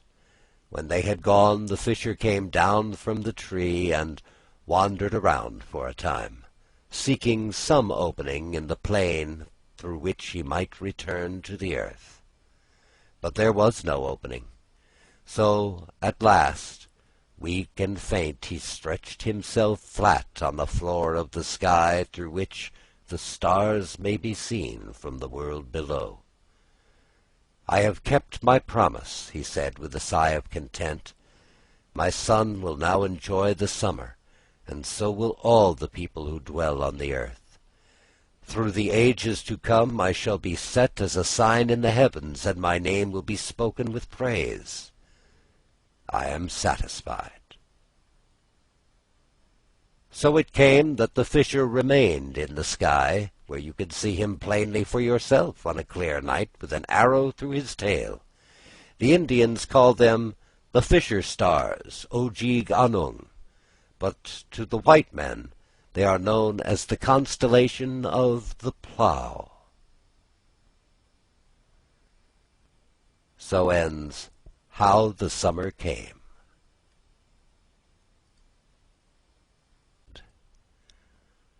Grasshopper. There was once a merry young Indian who could jump so high and who played so many pranks that he came to be known as Grasshopper. He was a tall, handsome fellow, always up to mischief of one kind or another, and though his tricks were sometimes amusing, he carried them much too far, and so in time he came to grief. Grasshopper owned all the things that an Indian likes most to have. In his lodge were all sorts of pipes and weapons, ermine and other choice furs, deerskin shirts wrought with porcupine quills, many pairs of beaded moccasins, and more wampum belts than one person could have honestly come by. The truth is, Grasshopper did not get these things by his courage and skill as a hunter. He got them by shaking pieces of colored bone and wood in a wooden bowl and throwing them on the ground. That is to say, Grasshopper was a gambler, and such a lucky gambler that he easily won from others with his game of bowl encounters the things that they had obtained by risking their lives in the hunt. If people put up with his ways, and even laughed at some of his mad pranks, it was because he could dance so well. Never had there been such a dancer. When there was a wedding to be celebrated, or some feast following a successful hunt, then who but Grasshopper could so well supply the entertainment? He could dance with a step so light that it seemed to leave no mark upon the earth. He could dance as the Indian dances when he goes to war, or when he holds a festival in honor of the corn, but the dance in which he excelled was a furious, dizzy dance, with leaps and bounds that fairly turned the heads of the beholders. It was then that Grasshopper became a kind of human whirlwind. As he spun round and round, his revolving body drew up the dry leaves and the dust, till the dancer all but faded from view, and you saw instead what looked like a whirling cloud. Once, when the great Manitou, named Manabozho, took a wife and came to live with the tribe that he might teach them best how to live, Grasshopper danced at the wedding. The beggar's dance it was called, and such a dance! On the shores of the big sea water Gitche-gumee are heaps of sand rising into little hills known as dunes. Had you asked Iagoo, he would have told you that these dunes were the work of Grasshopper, who whirled the sands together and piled them into hills as he spun madly around in his dance at Manabozho's wedding. But though Grasshopper came to the wedding and danced this crazy beggar's dance, it seems probable that he did it more to please himself and to show his skill than to honor the great Manabozho. Grasshopper really had no respect for anybody. When Iagoo's grandfather was in the middle of some interesting story and had come to the most exciting part, Grasshopper likely as not would yawn and stretch himself and say in a loud whisper that he had heard it all before. So too with Manabozho. This great Manitou, who was the son of the west wind Mudjikewis, had magic powers, which he used for the good of the tribe. It was he who fasted and prayed that his people might be given food other than the wild things of the woods, and whose prayer was answered with the gift of the Indian corn.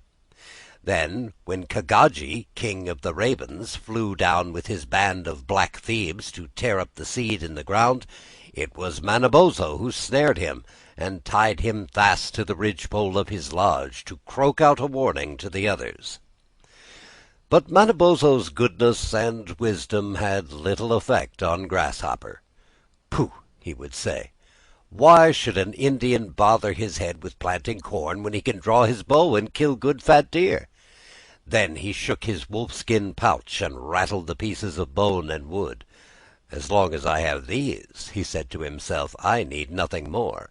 After all, It is everybody else that works for the man who knows how to use his head." He walked through the village, very proud and straight, with his fan of turkey feathers, a swan's plume fastened in his long black hair, and the tails of foxes trailing from his heels. In his white deerskin shirt edged with ermine, his leggings and moccasins ornamented with beads and porcupine quills, he cut a fine figure. There was to be a dance that night, and Grasshopper, who was a great dandy and a favorite with all the young girls and women, had decked himself out for the occasion. He had painted his face with streaks of blue and vermilion. His blue-black hair, parted in the middle and glistening with oil, hung to his shoulders in braids plaited with a sweet grass. The warriors might call him Shagodaya, a coward, and make jokes at his expense, but he did not care. Could he not beat them all when it came to playing ball or quoits? And were not the maidens all in love with his good looks? Meanwhile, Grasshopper wished to pass the time in some pleasant way. Glancing through the door of a lodge, he saw a group of young men seated on the ground, listening to one of old Iagoo's stories.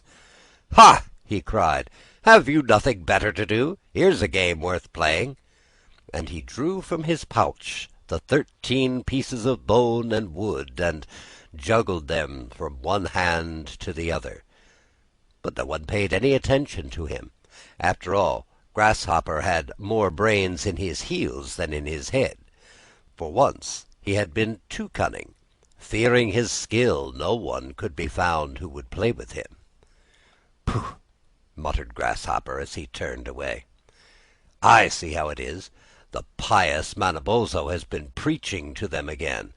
This village is getting to be pretty tiresome to live in. It's about time for me to strike out and find a place where the young men don't sit around and talk to the squaws." He walked along, bent on mischief. Even the dance was forgotten. He wondered what he could do to amuse himself. As he came to the outskirts of the village, he passed the lodge of Manabozho. "I would like to play him some trick," he said under his breath, "so he will remember me when I am gone." But he was well aware that Manabozho was much more powerful than himself, so he hesitated, not knowing exactly what to do. At last he walked softly to the doorway and listened, but could hear no sound of voices. "Good," he said with a grin. "Perhaps nobody is at home." With that he spun around at the outside of the lodge on one leg, raising a great cloud of dust. No one came out, but on the ridgepole of the lodge the captive Kagaji, king of the ravens, flapped his big black wings and screamed with a hoarse, rasping cry. "Fool!" cried Grasshopper. "Noisy fool!" With a bound he leaped over the lodge, and then back again, at which the ravens screamed even more harshly than ever. But within the lodge all was silent. Grasshopper grew bolder. Going to the doorway again, he rattled the flap of buffalo hide. Nobody answered, so cautiously drawing the curtain to one side, he ventured to peer in. Then he chuckled softly. The lodge was empty. "This is my chance!" he exclaimed. "Manabozho is away, and so is his foolish wife. I'll just pay my respects before they come back, and then I'll be off for good." Saying this, he went in and began to turn everything upside down. He threw all the bowls and kettles in the corner, filled the drinking gourds with ashes from the fire, flung the rich furs and embroidered garments this way and that, and strewed the floor with wampum, belts, and arrows. When he finished, one might have thought a crazy man had been there. No woman in the village was more neat or orderly than the wife of Manabozho, and Grasshopper knew this would vex her more than anything else he could do. Now for Manabozho, he grinned as he left the lodge, well pleased with the mischief he had wrought. "Caw! Caw!" screamed the king of the ravens. "Caw!" answered Grasshopper, mocking him. "A pretty sort of pet you are! Does Manabozho keep you sitting there because you are so handsome, or is it because of your beautiful voice?" And with that he made a leap to the ridgepole, seized the raven by the neck, whirled it round and round till it was quite limp and lifeless. Then he left it hanging there as an insult to Manabozho. He was now in high good humor, and went his way through the forest, whistling and singing and turning handsprings to amuse the squirrels. There was a high rock overlooking the lake, from the top of which one could view the country for miles and miles. Grasshopper climbed it. He could see the village plainly, so he thought he would wait there till Manabozho came home. That would be part of the joke. As he sat there, many birds darted round him, flying close over his head. Manabozho called these fowls of the air his chickens, and had put them under his protection, but Grasshopper had grown reckless. Along came a flock of mountain chickens, and he strung his bow and shot them as they flew, for no better reason than because they were Manabozho's, and not because he needed them for food. Bird after bird fell, pierced by his arrows. When they had fallen, he would throw their bodies down the cliff upon the beach below. At last, Kaoshk, the seagull, spied him at his cruel sport, and gave the alarm. "Grasshopper is killing us!" he called. "Fly, brothers! Fly away, and tell our protector that Grasshopper is slaying us with his arrows." When Manabozho heard the news, his eyes flashed fire, and he spoke in a voice of thunder. "Grasshopper must die for this. He cannot escape me, though he fly to the ends of the earth. I shall follow, and visit my vengeance upon him." On his feet he bound his magic moccasins, with which at each stride he could step a full mile. On his hands he drew his magic mittens, with which at one blow he could shatter the hardest rock. Then he started in pursuit. Grasshopper had heard the warning call of the seagull, and knew it was time to be off. He too could run. So fleet of foot was he that he could shoot an arrow ahead of him, and reach the spot where it fell before it dropped to earth. Also he had the power to change himself into other shapes, and it was almost impossible to kill him. If, for example, he entered the body of a beaver, and the beaver was slain, no sooner had its flesh grown cold than the jibi, or spirit, of Grasshopper would leave the dead body, and Grasshopper would become a man again, ready for some new adventure. But at first he trusted to his legs and to his cunning. On rushed Manabozho, breathing vengeance. Swiftly, like a moving shadow, fled Grasshopper. Through the forest and across the fields he fled, faster than the hare. His pursuer was hot on the trail. Once he came upon the forest bed, where the grass was still warm and bent. But the Grasshopper, who had rested there, was far away. Once Manabozho, high on a mountain, spotted him in the meadow below. Grasshopper had shown himself on purpose, and mocked the great Manitou, and defied him. The truth is, Grasshopper was just a bit conceited. At last he grew tired of running. Not that his legs ached him, or his feet were sore, but this kind of life was not much to his liking, and he kept his eye open for something new. Pretty soon he came to a stream where the water was backed up by some kind of dam, so that it flooded the banks. Grasshopper had run about 1,000 miles that day, counting all the turns and twists. He was hot and dusty, and the pond, with its water lilies and rushes, looked cool and refreshing. From far away came a faint sound. It was the voice of Manabozho, shouting his war cry. "Tiresome fellow," said Grasshopper. "I almost wish I were a beaver, and lived there at the bottom of the pond, where no one would disturb me." Then up popped the head of a beaver, who looked at him suspiciously. "Don't be alarmed. I left my bow and arrows over there in the grass," explained Grasshopper. "Besides, I was just thinking I would like to be a beaver myself. What do you say to that?"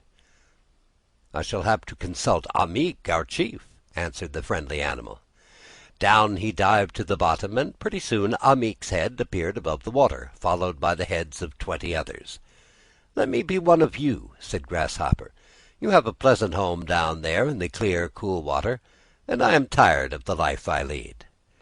Amik was pleased that such a strong, handsome young Indian should wish to join their company. "But I can help you," he answered, "only after you have plunged into the pond. Do you think you can change yourself into one of us?" "That is easy," said Grasshopper. He waded into the water up to his waist, and behold, he had a broad flat tail. deeper and deeper he went. As the water closed over his head, he became a beaver, with glossy black fur and webbed feet like a duck's. Down he sank with the others to the bottom, which was covered with heaps of logs and branches. "That," explained Amik, "is the food we have stored for the winter.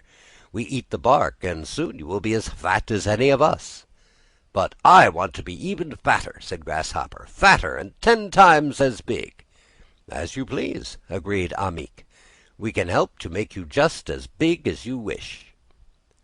They reached the lodge where the beavers lived, and entered the doorway, leading into a number of large rooms. Grasshopper selected the largest one for himself. "Now," he said, "bring me all the food I can eat, and when I am big enough, I will be your chief." The beavers were willing. They set to work getting quantities of the juiciest bark for Grasshopper, who was delighted with this lazy life and did little more than eat or sleep.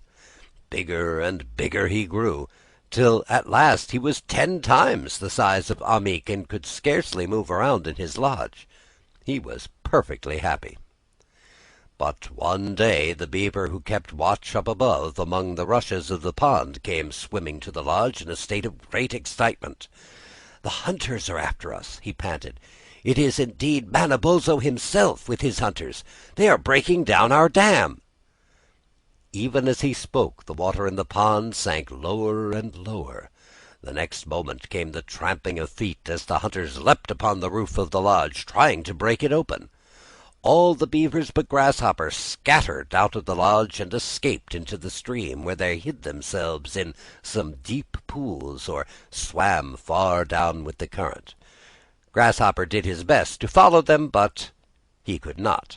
The doorway was too small for his big, fat body. When he attempted to go through it, he found himself stuck fast. Then the roof gave way, and the head of an Indian appeared. "Tayo!" he called. "Toot Tayo! See what's here? This must be Mish-o-sha, the king of the beavers." Manabozho came and gave one look. "It's Grasshopper!" he cried. "I can see through his tricks. It's Grasshopper in the skin of a beaver." Then they fell upon him with their clubs, and 8 tall Indians, having swung his limp carcass upon poles, carried it off in triumph through the woods. But his jibi, or spirit, was still in the body of the beaver, and struggled to escape. The Indians bore him to their lodges and prepared to make a feast. Then, when the squaws were ready to skin him, his flesh was quite cold, and the spirit of Grasshopper left the beaver's body and glided swiftly away. As the shadowy shape fled across the prairie into the forest, the watchful Manabozho saw it take the human form of Grasshopper, and he started in pursuit. Grasshopper's life among the beavers had made him lazier than ever, and as he ran he looked around for some easier way than running. Soon he came upon a herd of elk, a species of deer with large spreading horns. The elk were feeding contentedly, and looked sleek and fat. "They lead a free and happy life," said Grasshopper as he watched them. "Why fatigue myself with running? I'll change myself into an elk and join their band." Horns sprouted from his head. In a few minutes the transformation was complete. Still he was not satisfied. "I am hardly big enough," he said to the leader. "My feet are much too small, and my horns should be twice the size of yours. Is there nothing I could do to make them grow?" "Yes," answered the leader of the elks, "but you do it at your own risk." He took Grasshopper into the woods and showed him a bright red berry that hung in clusters on some small low bushes.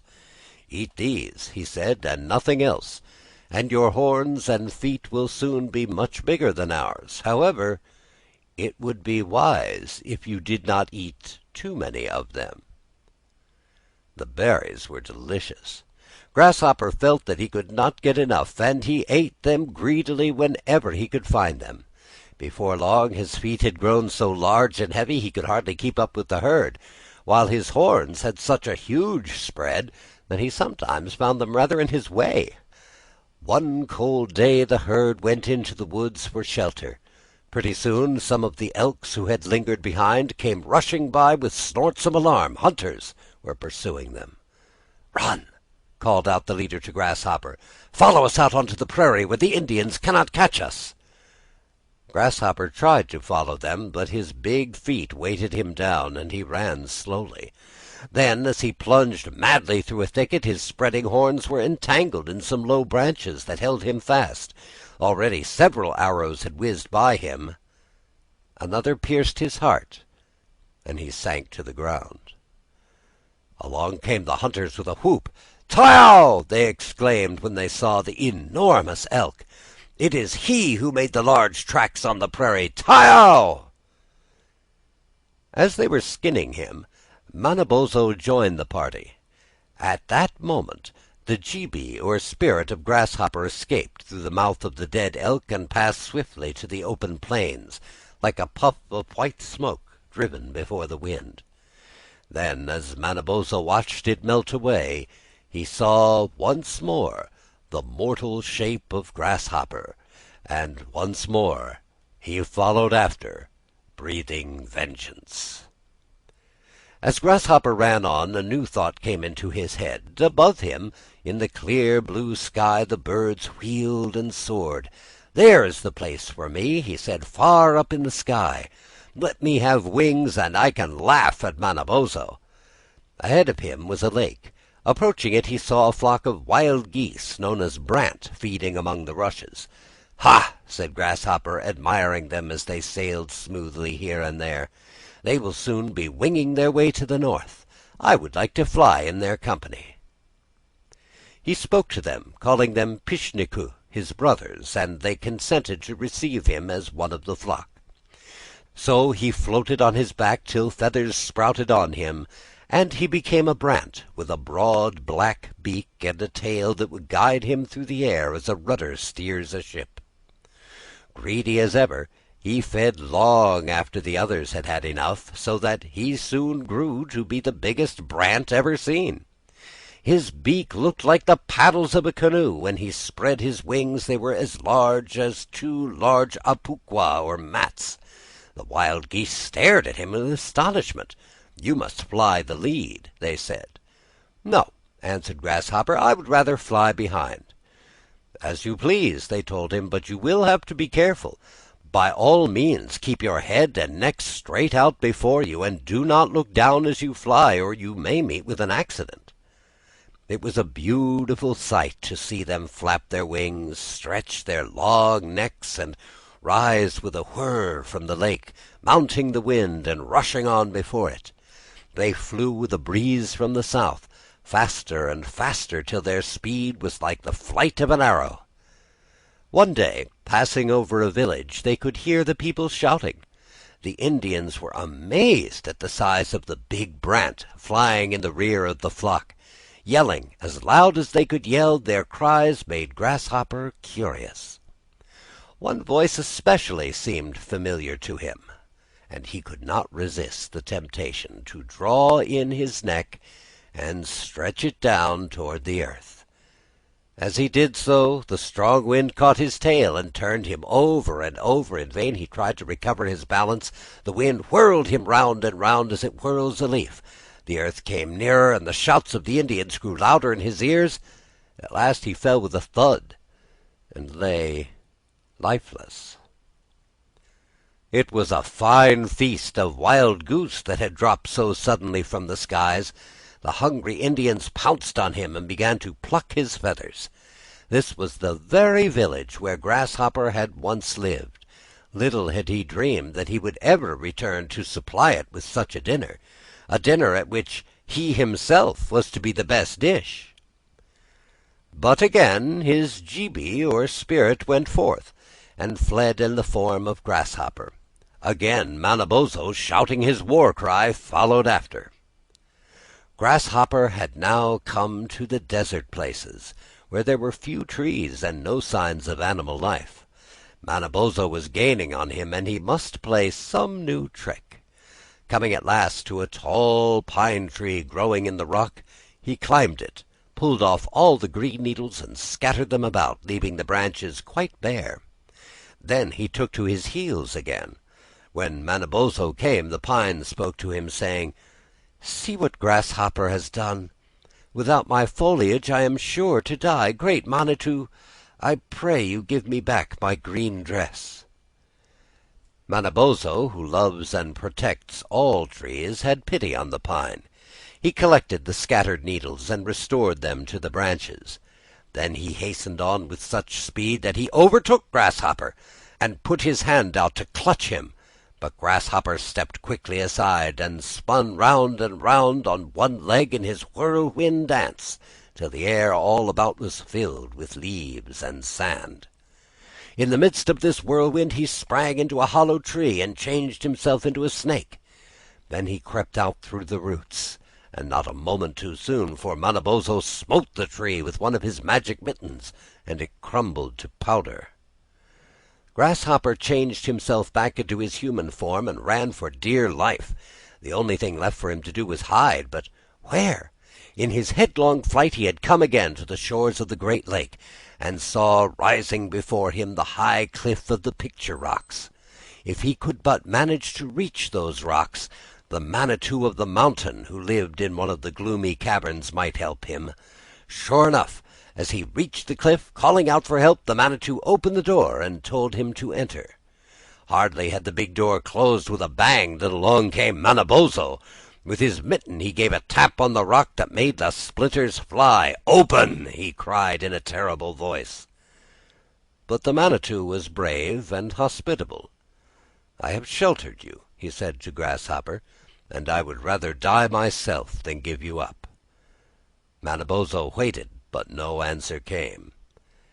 "As you will," he said at last. "If the door is not opened to me by night, I shall call upon the thunder and the lightning to do my bidding." The hours passed. Darkness fell. Then from a black cloud that had gathered over the great lake, Wawissimo, the red-eyed lightning, shot his bolts of fire. Crash! Boom! Crash! Animiiki, the thunder, shouted hoarsely from the heavens.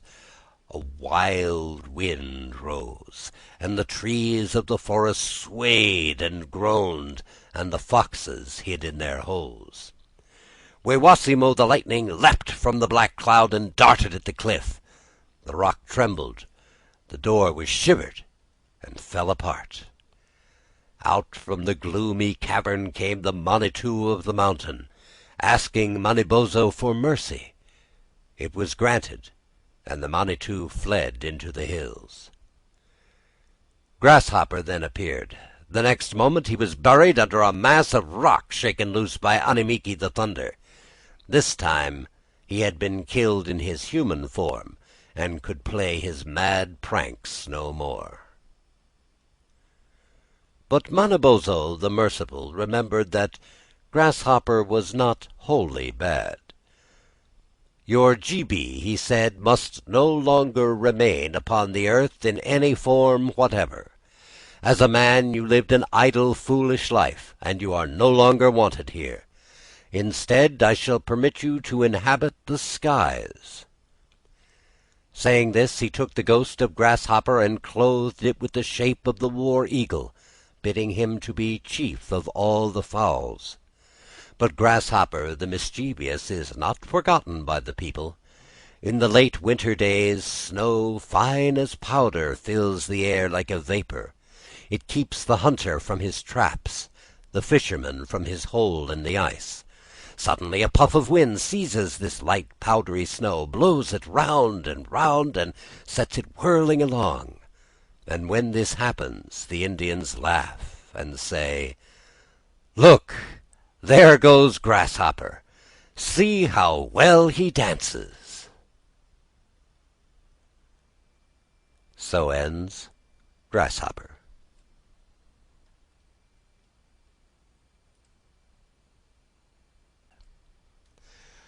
Mish-o-sha, the magician. In the heart of the great green forest once lived a hunter whose lodge was many miles distant from the wigwams of his tribe. His wife had long since died, and he dwelt there all alone with his two young sons, who grew up as best they could without a mother's care. When the father was away on a hunting trip, the boys had no companions but the birds and beasts of the forest, and with some of the smaller animals they became fast friends. Ojidamo, the squirrel, scampering from tree to tree, would let his nutshells fall plump on the roof of the lodge.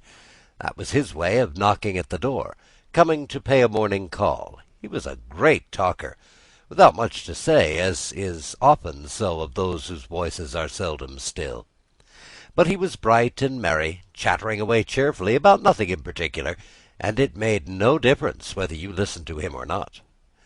Wabose, the little white hare, was another friend.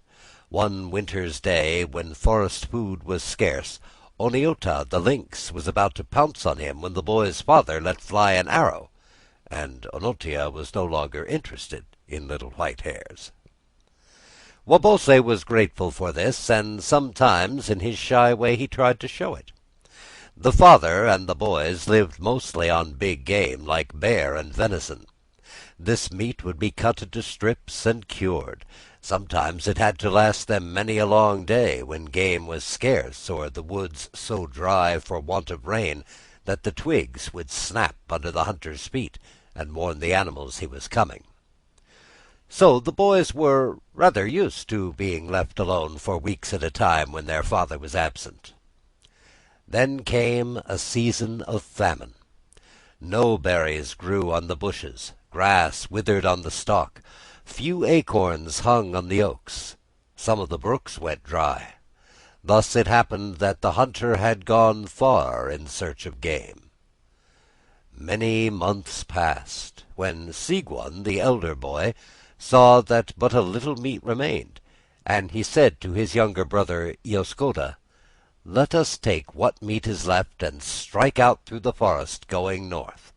I remember our father saying that many moons distant lies a great lake called Gichigumi, whose waters are alive with fish." "But can we find our way?" said Isokoda doubtfully.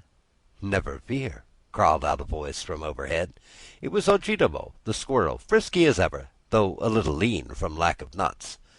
"I'll go along with you," he continued, "and so will Wabose, the white hare.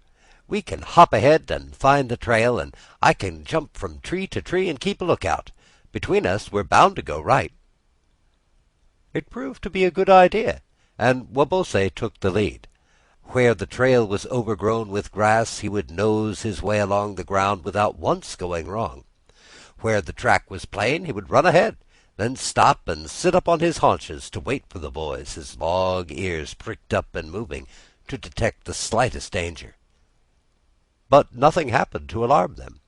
The lynx, the wildcat, and the wolf had all fled before the famine, and the silent forest was empty of savage beasts. On and on they went, till it seemed as if the woods would never end. Then, one day, Ojidamo climbed a tall pine, from whose topmost bough he could see far over the forest. The sun was shining bright. As he cocked his eye and looked toward the north, something that seemed to meet the sky sparkled like silver. It was Gichigumi, the great lake. They had reached a place where nuts were plentiful, and many green things grew that would fatten the white hare. So Wabose and the squirrel bade good-bye to the boys, who could now make their way with ease. Soon they came to the edge of the woods. They heard a piping cry. It was Tweetweeshgeway, the plover, flying along the beach. In another moment the great glittering waters lay before them. Sigwan, with his sharp hunting knife, cut a limb from an ash tree and made a bow. From an oak bough he whittled some arrows, which he tipped with flint. He found feathers fallen from a gull's wing for the shaft. A strip cut from his deerskin shirt supplied the bowstring. Then, giving the bow and arrow to Iaskoda to practice with, he gathered some seed pods from the wild rose to stay their hunger. An arrow, badly aimed by his brother, fell into the lake, and Sigwan waded in to recover it. He had walked into the water till it reached his waist, and put out his hand to grasp the arrow, when suddenly, as if by magic, a canoe came skimming along like a bird. In the canoe was an ugly old man, who reached out and seized the astonished boy and pulled him aboard. "If I must go with you, take my brother too," begged Sigwan. "If he is left there all alone, he will starve."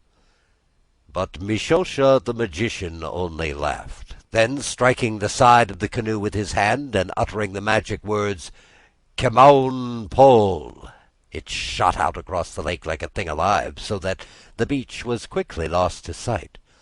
Soon it came to rest on a sandy shore, and Mish-o-sha, leaping out, beckoned him to follow.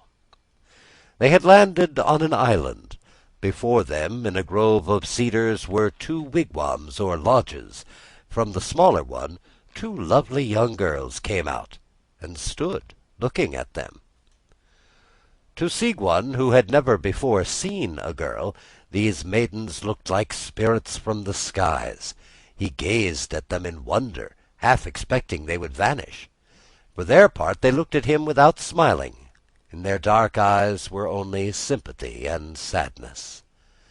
"My daughters," said the old man to Sigwan, with a chuckle that displayed his long yellow teeth. Then, turning to the girls, "Are you not glad to see me safely back?" he asked. "And are you not pleased with my handsome young friend here?" They bent their heads politely, but said nothing. "It's a long time since you were favored with such a visitor," he went on, in a loud whisper to the elder girl. "He would make a fine husband." The maiden murmured something under her breath, and Mish-o-sha gave her a wicked look. "We shall see, we shall see," he muttered to himself, laughing like a magpie, and rubbing his long bony hands together.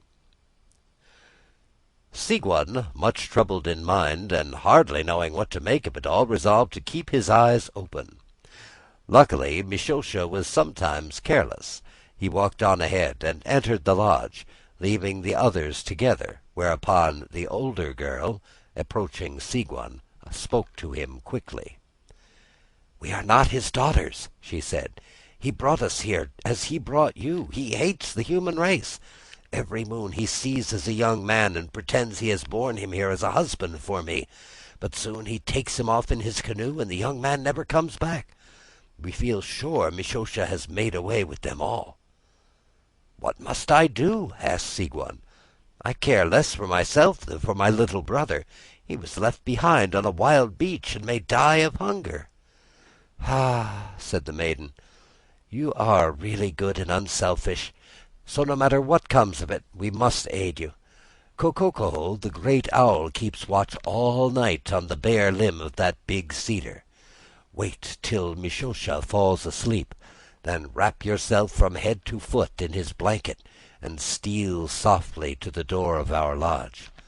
Whisper my name, Ninimo-sha, and I shall come out and tell you what to do." "Ninimo-sha," murmured the youth. "What a beautiful name!" Then, before he could thank her, the girls were gone. Mish-o-sha now appeared, and made a sign to Sigwan to join him. The old man seemed to be in a good humor, and passed the time telling stories, but Sigwan was not deceived by this pretense of friendship. When the magician was sound asleep, he rose, wrapped Mish-o-sha's blanket around him, and walked carefully to the door of the little lodge. "Ninimo-sha," he whispered, as his heart beat fast, for Ninimo-sha in the Indian tongue is "my sweetheart." "Sigwan," she answered, and his name, meaning spring, came like music from her lips. She drew the curtain aside and came out. "Here," she said, "is food that will last your brother for several days. Get into Mish-o-sha's canoe, pronounce the magic charm, and it will take you where you wish. You can be back before daybreak." "But the owl?" asked Sigwan. "Will he not cry out?" "Walk with a stoop, the way Mish-o-sha walks," she explained. "Ko-ko-ko, when he sees you, will cry, 'Hoot, hoot.' You must answer, 'Hoot, hoot, hoo, Mish-o-sha.' Then he will let you pass." Sigwan did as he was told, and was soon skimming across the lake. Having landed on the beach, he began to bark like a squirrel, and at this friendly signal his brother ran up and flung his arms around him. Sigurd made a shelter for the boy and told him he would come again. Then he returned in the canoe and was soon fast asleep in the magician's lodge. Mish-o-sha, who trusted in his owl, suspected nothing. How should he know what lovers can do when they put their heads together? "You have slept well, my son," said he, "and now we have a pleasant journey before us. We are going to an island where thousands of gulls lay their eggs in the sand, and we shall get all we can carry away." Remembering what Ninimosha had said, Sigurd shivered, but she kissed her hand and waved him a good-bye, and this put heart in him. As the canoe sped away, he made sure that his hunting knife slipped easily in its sheath, and he did not take his eyes off Mish-o-sha for a moment. When they reached the island, the gulls rose in great numbers and flew screaming over their heads. "You gather the eggs," said the magician, "while I keep watch in the canoe." Sigurd hastened ashore, glad to quit the old man's company. Then the magician cried out to the gulls, "Ho, my feathered friends! Here is the human offering I promised you when you agreed to call me master. Fly down, my pretty ones, fly down and devour him." Striking the side of his canoe, he abandoned the youth to the mercy of the birds. With harsh cries the gulls swept down on Sigurd. Never had he heard such a clamor. 10,000 wings beat the air, and it stirred it like a storm. Whirling and darting, they came upon him in a cloud, but Sigurd did not flinch.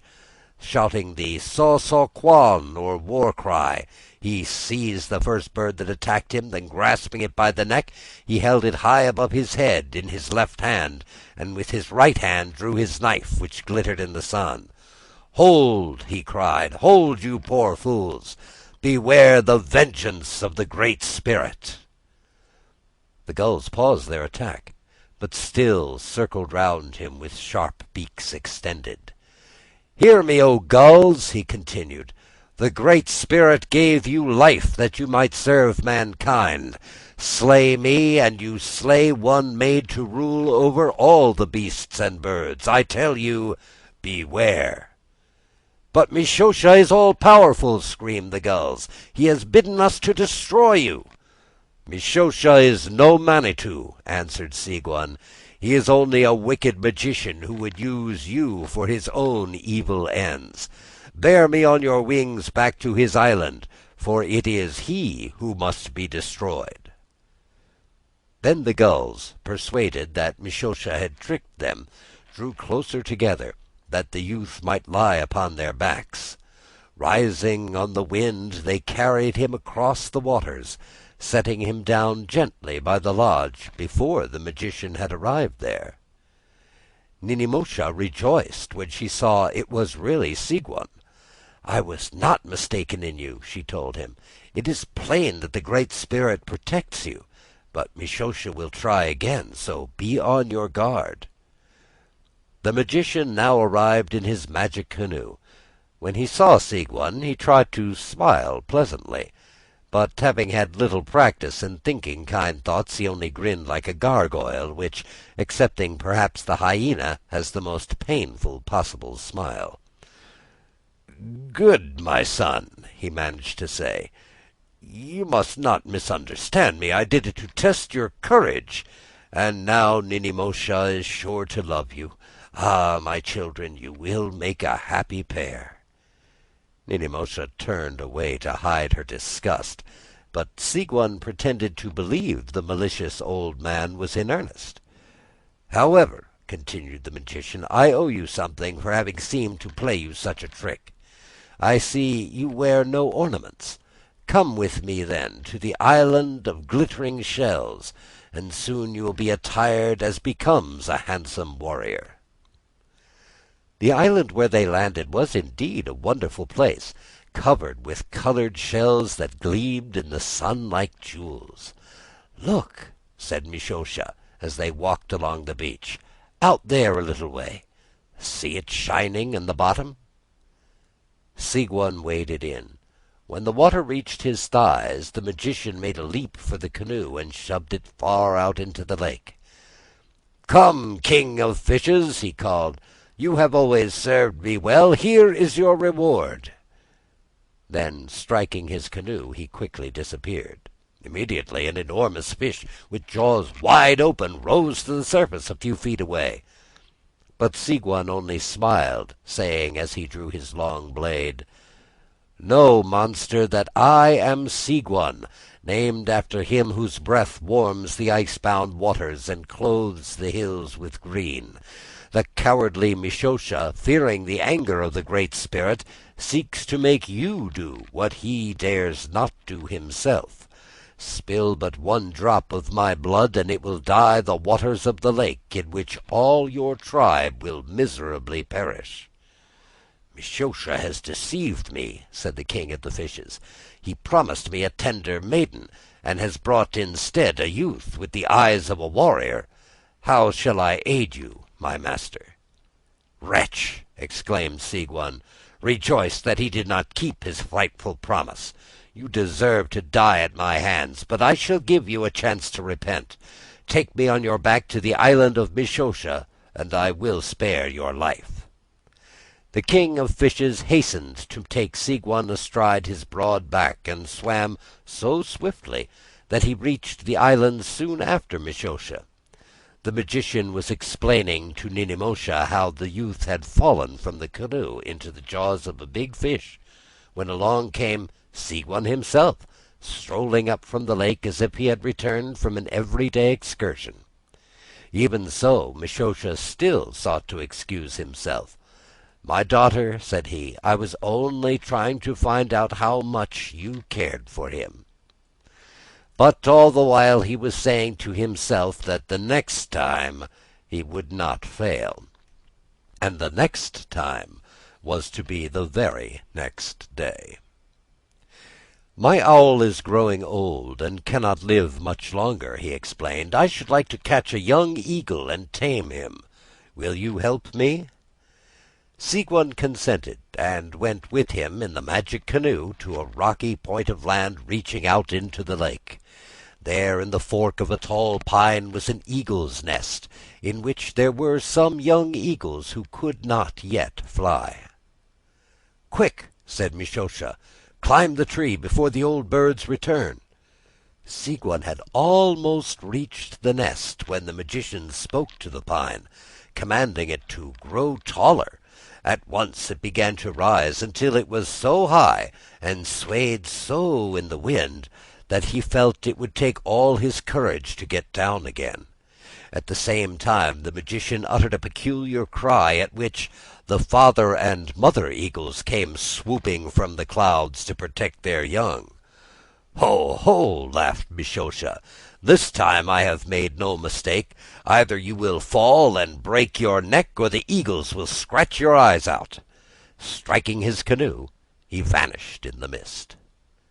The eagles now circled round Sigwan, who, resting on a branch, thus addressed them: "My brothers, behold the eagle's feather in my hair.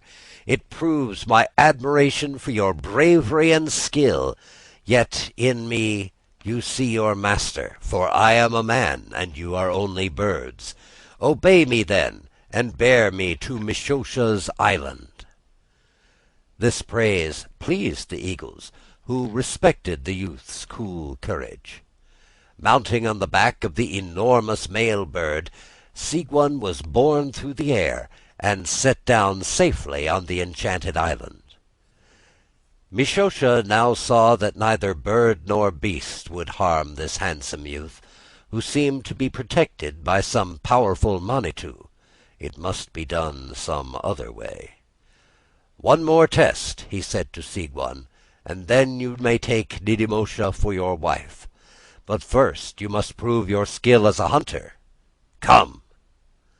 They made a lodge in the forest, and Mish-o-sha by his magic caused a snowstorm, with a stinging gale from the north, like a flight of icy arrows.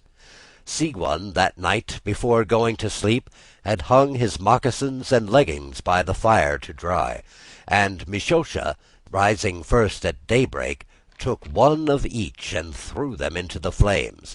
Then he rubbed his hands and laughed like a prairie wolf.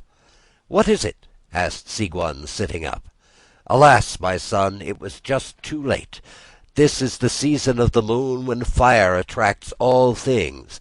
It has drawn to it one of your moccasins and leggings and destroyed them. Yo, yo, I should have warned you." Sigwan held his tongue, though the thing was plain enough. Mish-o-sha meant that he should freeze to death. But Sigwan, praying silently to his Manitou for aid, took from the fireplace a charred stick with which he blackened one leg and foot, murmuring at the same time a charm. Then, putting on his remaining moccasin and legging, he was ready for the hunt. Their way led through snow and ice, into thickets of thorn, and over bogs half frozen, where Sigwan sank to his knees. But his prayer had been heard. The charm worked, and the youth walked on dry-shod. With his first arrow he slew a bear. "Now," he said, looking the magician full in the eye, "I see you are suffering from the cold. Let us go back to your island." At Sigwan's bold look, Mish-o-sha bent his head and mumbled some foolish answer. At last he had met his match, and he knew it. "Take up the bear on your shoulders," commanded Sigwan. Again the magician obeyed. For the first time they returned together to the island, where the two young girls looked on in amazement to see the proud Mish-o-sha staggering under the weight of the bear, grunting in helpless rage. "His power is broken," agreed Ninimosha, when Sigwan had told her all. "But we shall never sleep in safety until we are really rid of him. What is best to do?" They put their heads together, and when they had talked it over, Ninimosha laughed merrily. "He deserves a greater punishment," she said. "The world will not be safe as long as he has life. Yet what we plan to do will revenge us without shedding a single drop of blood." The next day Sigwan said to the magician, "It is time that we rescued my brother, whom we left all alone on the beach. Come with me." Mish-o-sha made a wry face, but prepared to go. Landing on the beach, they soon spied the boy, who joyfully clambered into the canoe. Then Sigwan said to the old man, "Those red willows over on the bank would make a good smoking mixture. Could you manage to climb up there and cut me some?" "To be sure, my son, to be sure," answered Mish-o-sha, walking rapidly toward the willows. "I am not so weak and good for nothing as you seem to think." Sigwan struck the canoe with his hand, pronouncing the magic words "Kimaun Pol," and away it went with the two brothers aboard, leaving the magician high and dry and gnashing his yellow teeth. The girls ran to meet them at the shore, Ninimosha rejoicing that the old man had been left behind, while her sister could think of nothing but the attractive boy who looked so much like his big brother. "But Mish-o-sha can call the canoe back to him," said Ninimosha, "until a way is found to break the charm. Someone must keep watch, with his hand upon it." Iagoo begged permission to do his part, so they left him, with night coming on, sitting on the sand and holding fast to the canoe. It was a tiresome task for a little boy already weary with long waiting. To amuse himself, he began to count the stars. First he counted those in the Big Dipper and the Little Dipper, then the ones that looked like a high-backed chair, and the three big bright ones in the belt of Orion the hunter. He did not know them by these names, which were given them long afterward, but he recognized the cluster called Oji-ganong the fisher, who brought summer from the sky because his boy was cold. Iagoo was also cold, sitting there in the wet sand, but Indian boys do not complain. Yet seeing the fisher stars, he thought of his own dear father, and wondered where he might be. Had Iagoo been a white boy instead of a red, we think the sand he sat on might have been a little wetter for his tears. As it was, he found himself looking at the sky through a kind of fog. What was it? He rubbed his eyes, lost his count, and began all over again. The worst of it was that Indians could reckon only with their fingers, unless you include their toes, and Ioscota's toes were tucked away snugly in his moccasins, quite out of sight and question. How many fingers had he counted? And how many stars? The fog, or whatever it was, filled his eyes. Lap, lap, lap went the little waves, rocking the canoe like a cradle.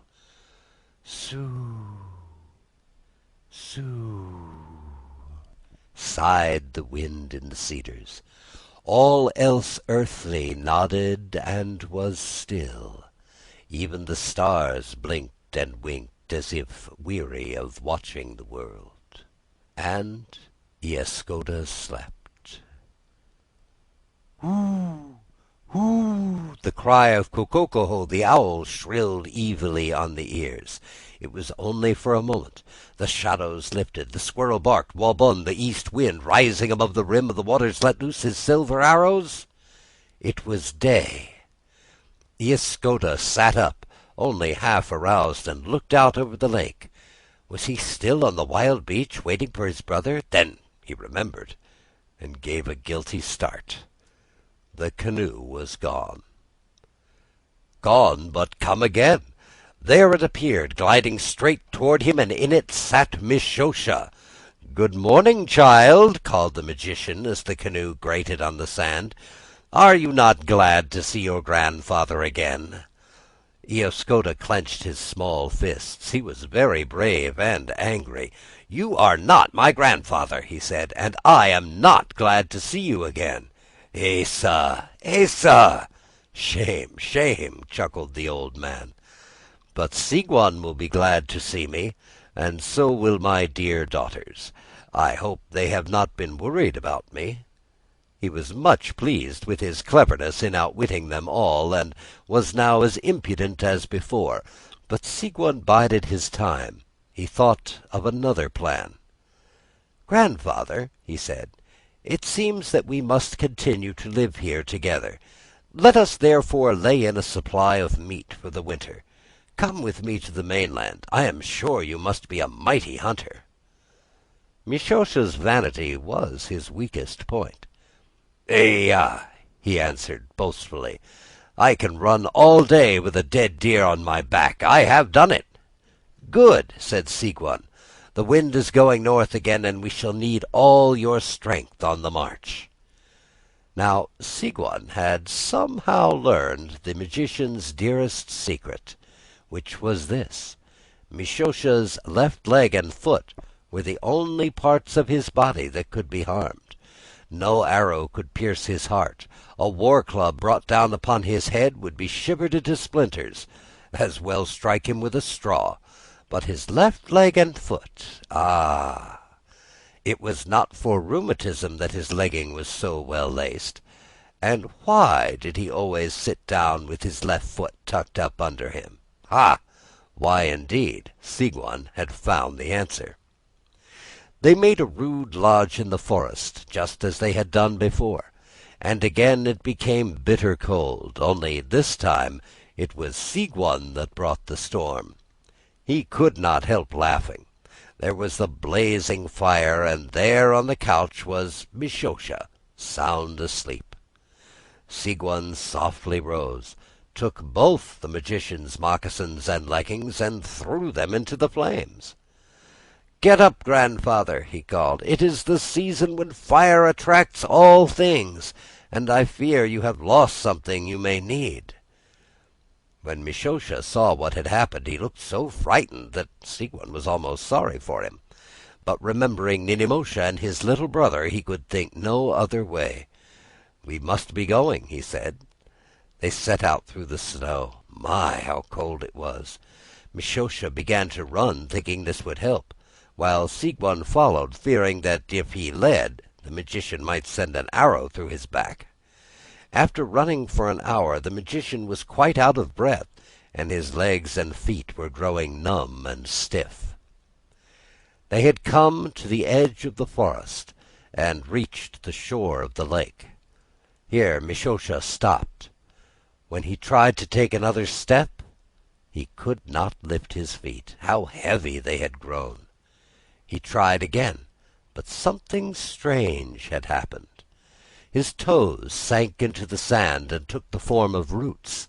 The feathers in his hair, and then the hair itself, changed gradually into leaves. His outstretched arms were branches swaying in the wind. Bark appeared on his body. Sigwan looked and wondered. That which had been Mish-o-sha was no longer a man, but a tree, a sycamore hung with button-balls, leaning crookedly toward the lake. At last the wicked old magician had met his master. No more would his evil spell be cast on the young and innocent. Sigwan lingered for a moment to make sure that Mish-o-sha would not come to life.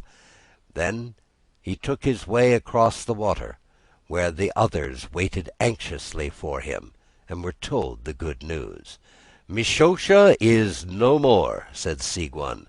"He can never harm us again. Let us leave this place where we have suffered so much, and make our home on the mainland." So together they went forth, his sweetheart, her sister, and the boy, with Sigwan showing the way. The trail he took led them again into the great forest, and once more to the lodge from which he had set out, and there they lived happily the rest of their days. So ends Mish-o-sha, the Magician.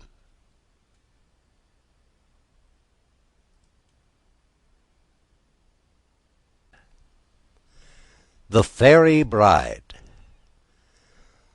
Once there was a lovely young girl named Ninizoo, the only daughter of an Indian chief who lived on the shore of Lake Superior. Ninizoo in the Indian language means "my dear life." It was plain that her parents loved her tenderly, and did everything in their power to make her happy and to shield her from any possible harm. There was but one thing that made them uneasy. Ninizoo was a favorite with the other young girls in the village, and joined them in their play, but she liked best of all to walk by herself in the forest, or to follow some dim trail that led into the heart of the little hills. Sometimes she would be absent for many hours, and when she returned, her eyes had the look of one who has dwelt in secret places and seen things strange and mysterious. Nowadays, some persons would have called Ninizoo romantic. Others, who can never see a thing that is not just beneath their noses, would have laughed a little in a superior sort of way, and said she was a dreamer. What was it that Ninizoo saw and heard during these lonely walks in the secret places of the hills? Was it perhaps the fairies? She did not say, but her mother, who wished her to be more like other girls, and who would have liked to see her marry and settle down, was much disturbed in mind. The mischievous little fairies known as Pukwudgies were believed to inhabit the sand dunes where Ninizoo so often went to walk. These were the sand hills made by Grasshopper when he danced so madly at Manabozho's wedding, whirling the sand into great drifts and mounds that may be seen to this very day. The Pukwudgies loved those hills, which were seldom visited by the Indians. It was just the place for leap-frog and all hands round in the twilight of summer days. They were said to gather here in little bands, playing all manner of pranks. Then, as night came, they would make haste to hide themselves in a grove of pine trees known as Manitou-wak, or the Wood of the Spirits. No one had ever come close to them, but fishermen, paddling their canoes on the lake, had caught glimpses of them from afar, and had heard the tiny voices of those merry little men as they laughed and called to one another. When the fishermen tried to follow, the Pukwudgies would vanish in the woods, but their footprints, no larger than a child's, could be seen on the damp sand of the little lake in the hills. If anything more were needed to convince those doubters who did not believe in fairies, the proof was quickly supplied by fishermen and hunters who were victims of their tricks. The Pukwudgies never really harmed anyone, but they were up to many kinds of mischief. Sometimes a hunter, picking up his cap in the morning, would find the feathers plucked out. Sometimes a fisherman, missing his paddle, would discover it at last in a tree. When such things happened, it was perfectly plain that Pukwudgies had been up to their pranks, and few persons were still stupid enough to believe it could be anything else. Ninizoo had her own ideas concerning these little men, for she, like Morning Glory, had often listened to the tales that old Iagoo told. One of those stories was the story of a happy land, a far-off place where it was always summer, where no one wept or suffered sorrow. It was for this land that she sighed. It filled her thoughts by day when she sought the secret places in the hills and sat in some lonely spot listening to the mysterious voices that whispered in the breeze. Where was this happy land, this place without pain or care? Tired out at night, she would sink into her bed. Then, from their hiding places, would come stealing the small messengers of Weens, the spirit of sleep.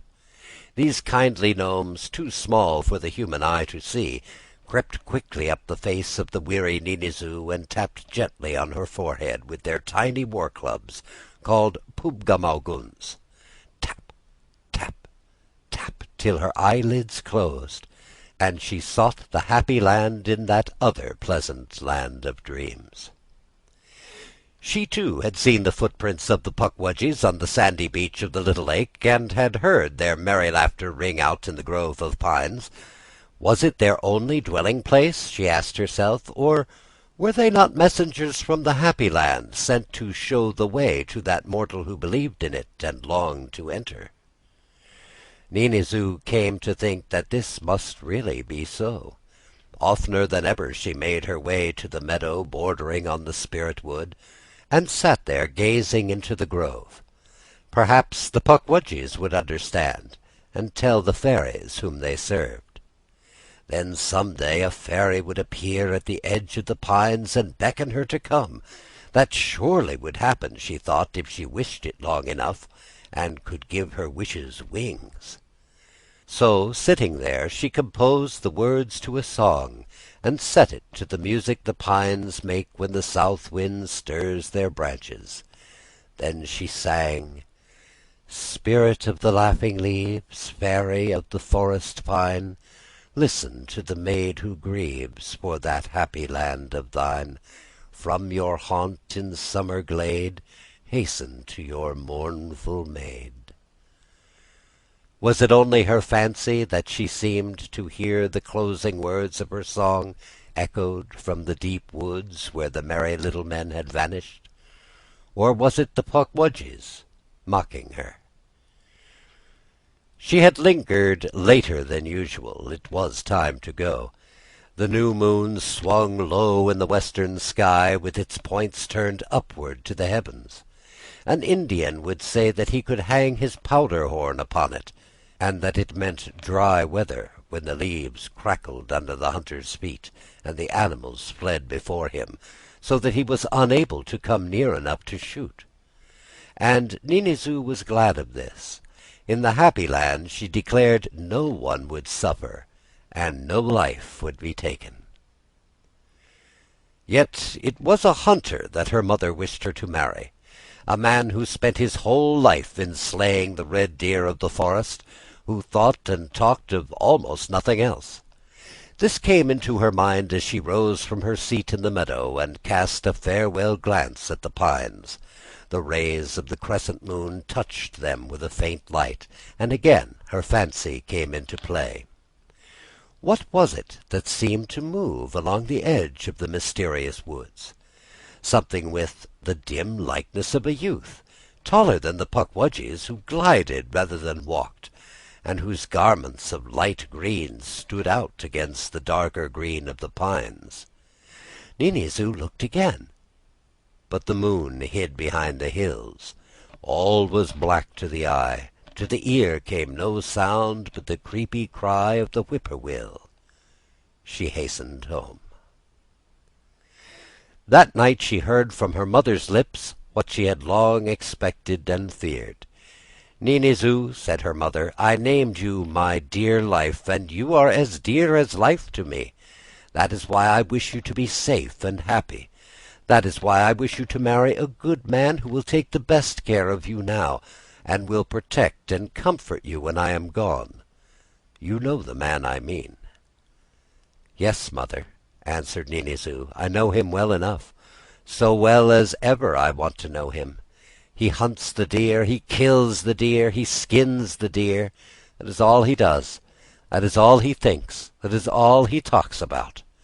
It is perhaps well that someone should do this, lest we starve for want of meat. Yet there are many other things in the world, and this hunter of yours is content if he does but kill." "Poor child," said the mother, "you are too young to know what is best for you." "I am old enough, mother dear," answered Ninizu, "to know what my heart tells me. Besides, this hunter you would have me marry is as tall as a young oak, while I am not much taller than one of the Pukwudgies. When I stand up very straight, my head comes up little higher than his waist. A pretty pair we would make." What she said was quite true. Ninizu had never grown to be much larger than a child. She had a graceful, slender body, little hands and feet, eyes black as midnight, and a mouth like a meadow flower. One who saw her for the first time, passing upon the hills, her slight figure sketched against the sky, might have thought that she herself was a fairy. For all her gentle, quiet ways and her love of lonely places, Ninizu was often merry, but now she seldom laughed. Her step was slow, and she walked with her eyes fixed upon the ground. "When she is married," thought her mother, "she will have other things to occupy her mind, and she will no longer go dreaming among the hills." But the hills were her one great joy. The hills and the flowery meadows where the lark swayed to and fro, bidding her to be of good cheer as she perched on a mullein stalk. Every afternoon she sat singing her little song. Soon she would sing no more. The setting sun would gild the pine grove, the whippoorwill would complain to the stars, but the picture would be incomplete. There would be no Ninizu, for the wedding day was named. She must be the hunter's wife.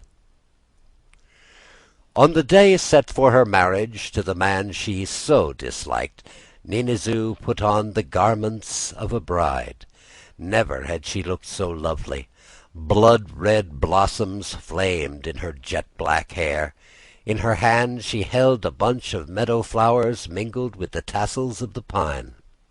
Thus arrayed, she set out for a farewell visit to the grove. It was a thing they could not well deny her, but as she went her way the hills hid her from sight. The wedding guests looked uneasily at one another. It was something they could not explain. At that moment a cloud blew up from nowhere across the sun. Light that had been there was now a shadow. Was it a sign? They glanced sidelong at the hunter, but the bridegroom was sharpening his sheath-knife on a stone. Sunshine or shadow, his thoughts were following the deer. Time passed, but Ninizu did not return. Then so late was the hour that the wedding guests wondered and bestirred themselves what could be keeping her so long. At last they searched the hills. She was not there. They tracked her to the meadow where the prints of her little moccasins led on and on into the grove itself. Then the tracks disappeared. Ninizu had vanished. They never saw her more. The next day a hunter brought them strange news. He had climbed a hill. On his way home by a short cut he had paused there a moment to look around. Just then his dog ran up to him, whining with its tail between its legs. It was a brave dog, he said, that would not run from a bear, but this one acted as if he had seen something that was not mortal. Then the hunter heard a voice singing. Soon the singing stopped, and he made out, far off, the figure of Ninizu, walking straight toward the grove, with her arms held out before her. He called to her, but she did not hear, and drew nearer and nearer to the spirit wood.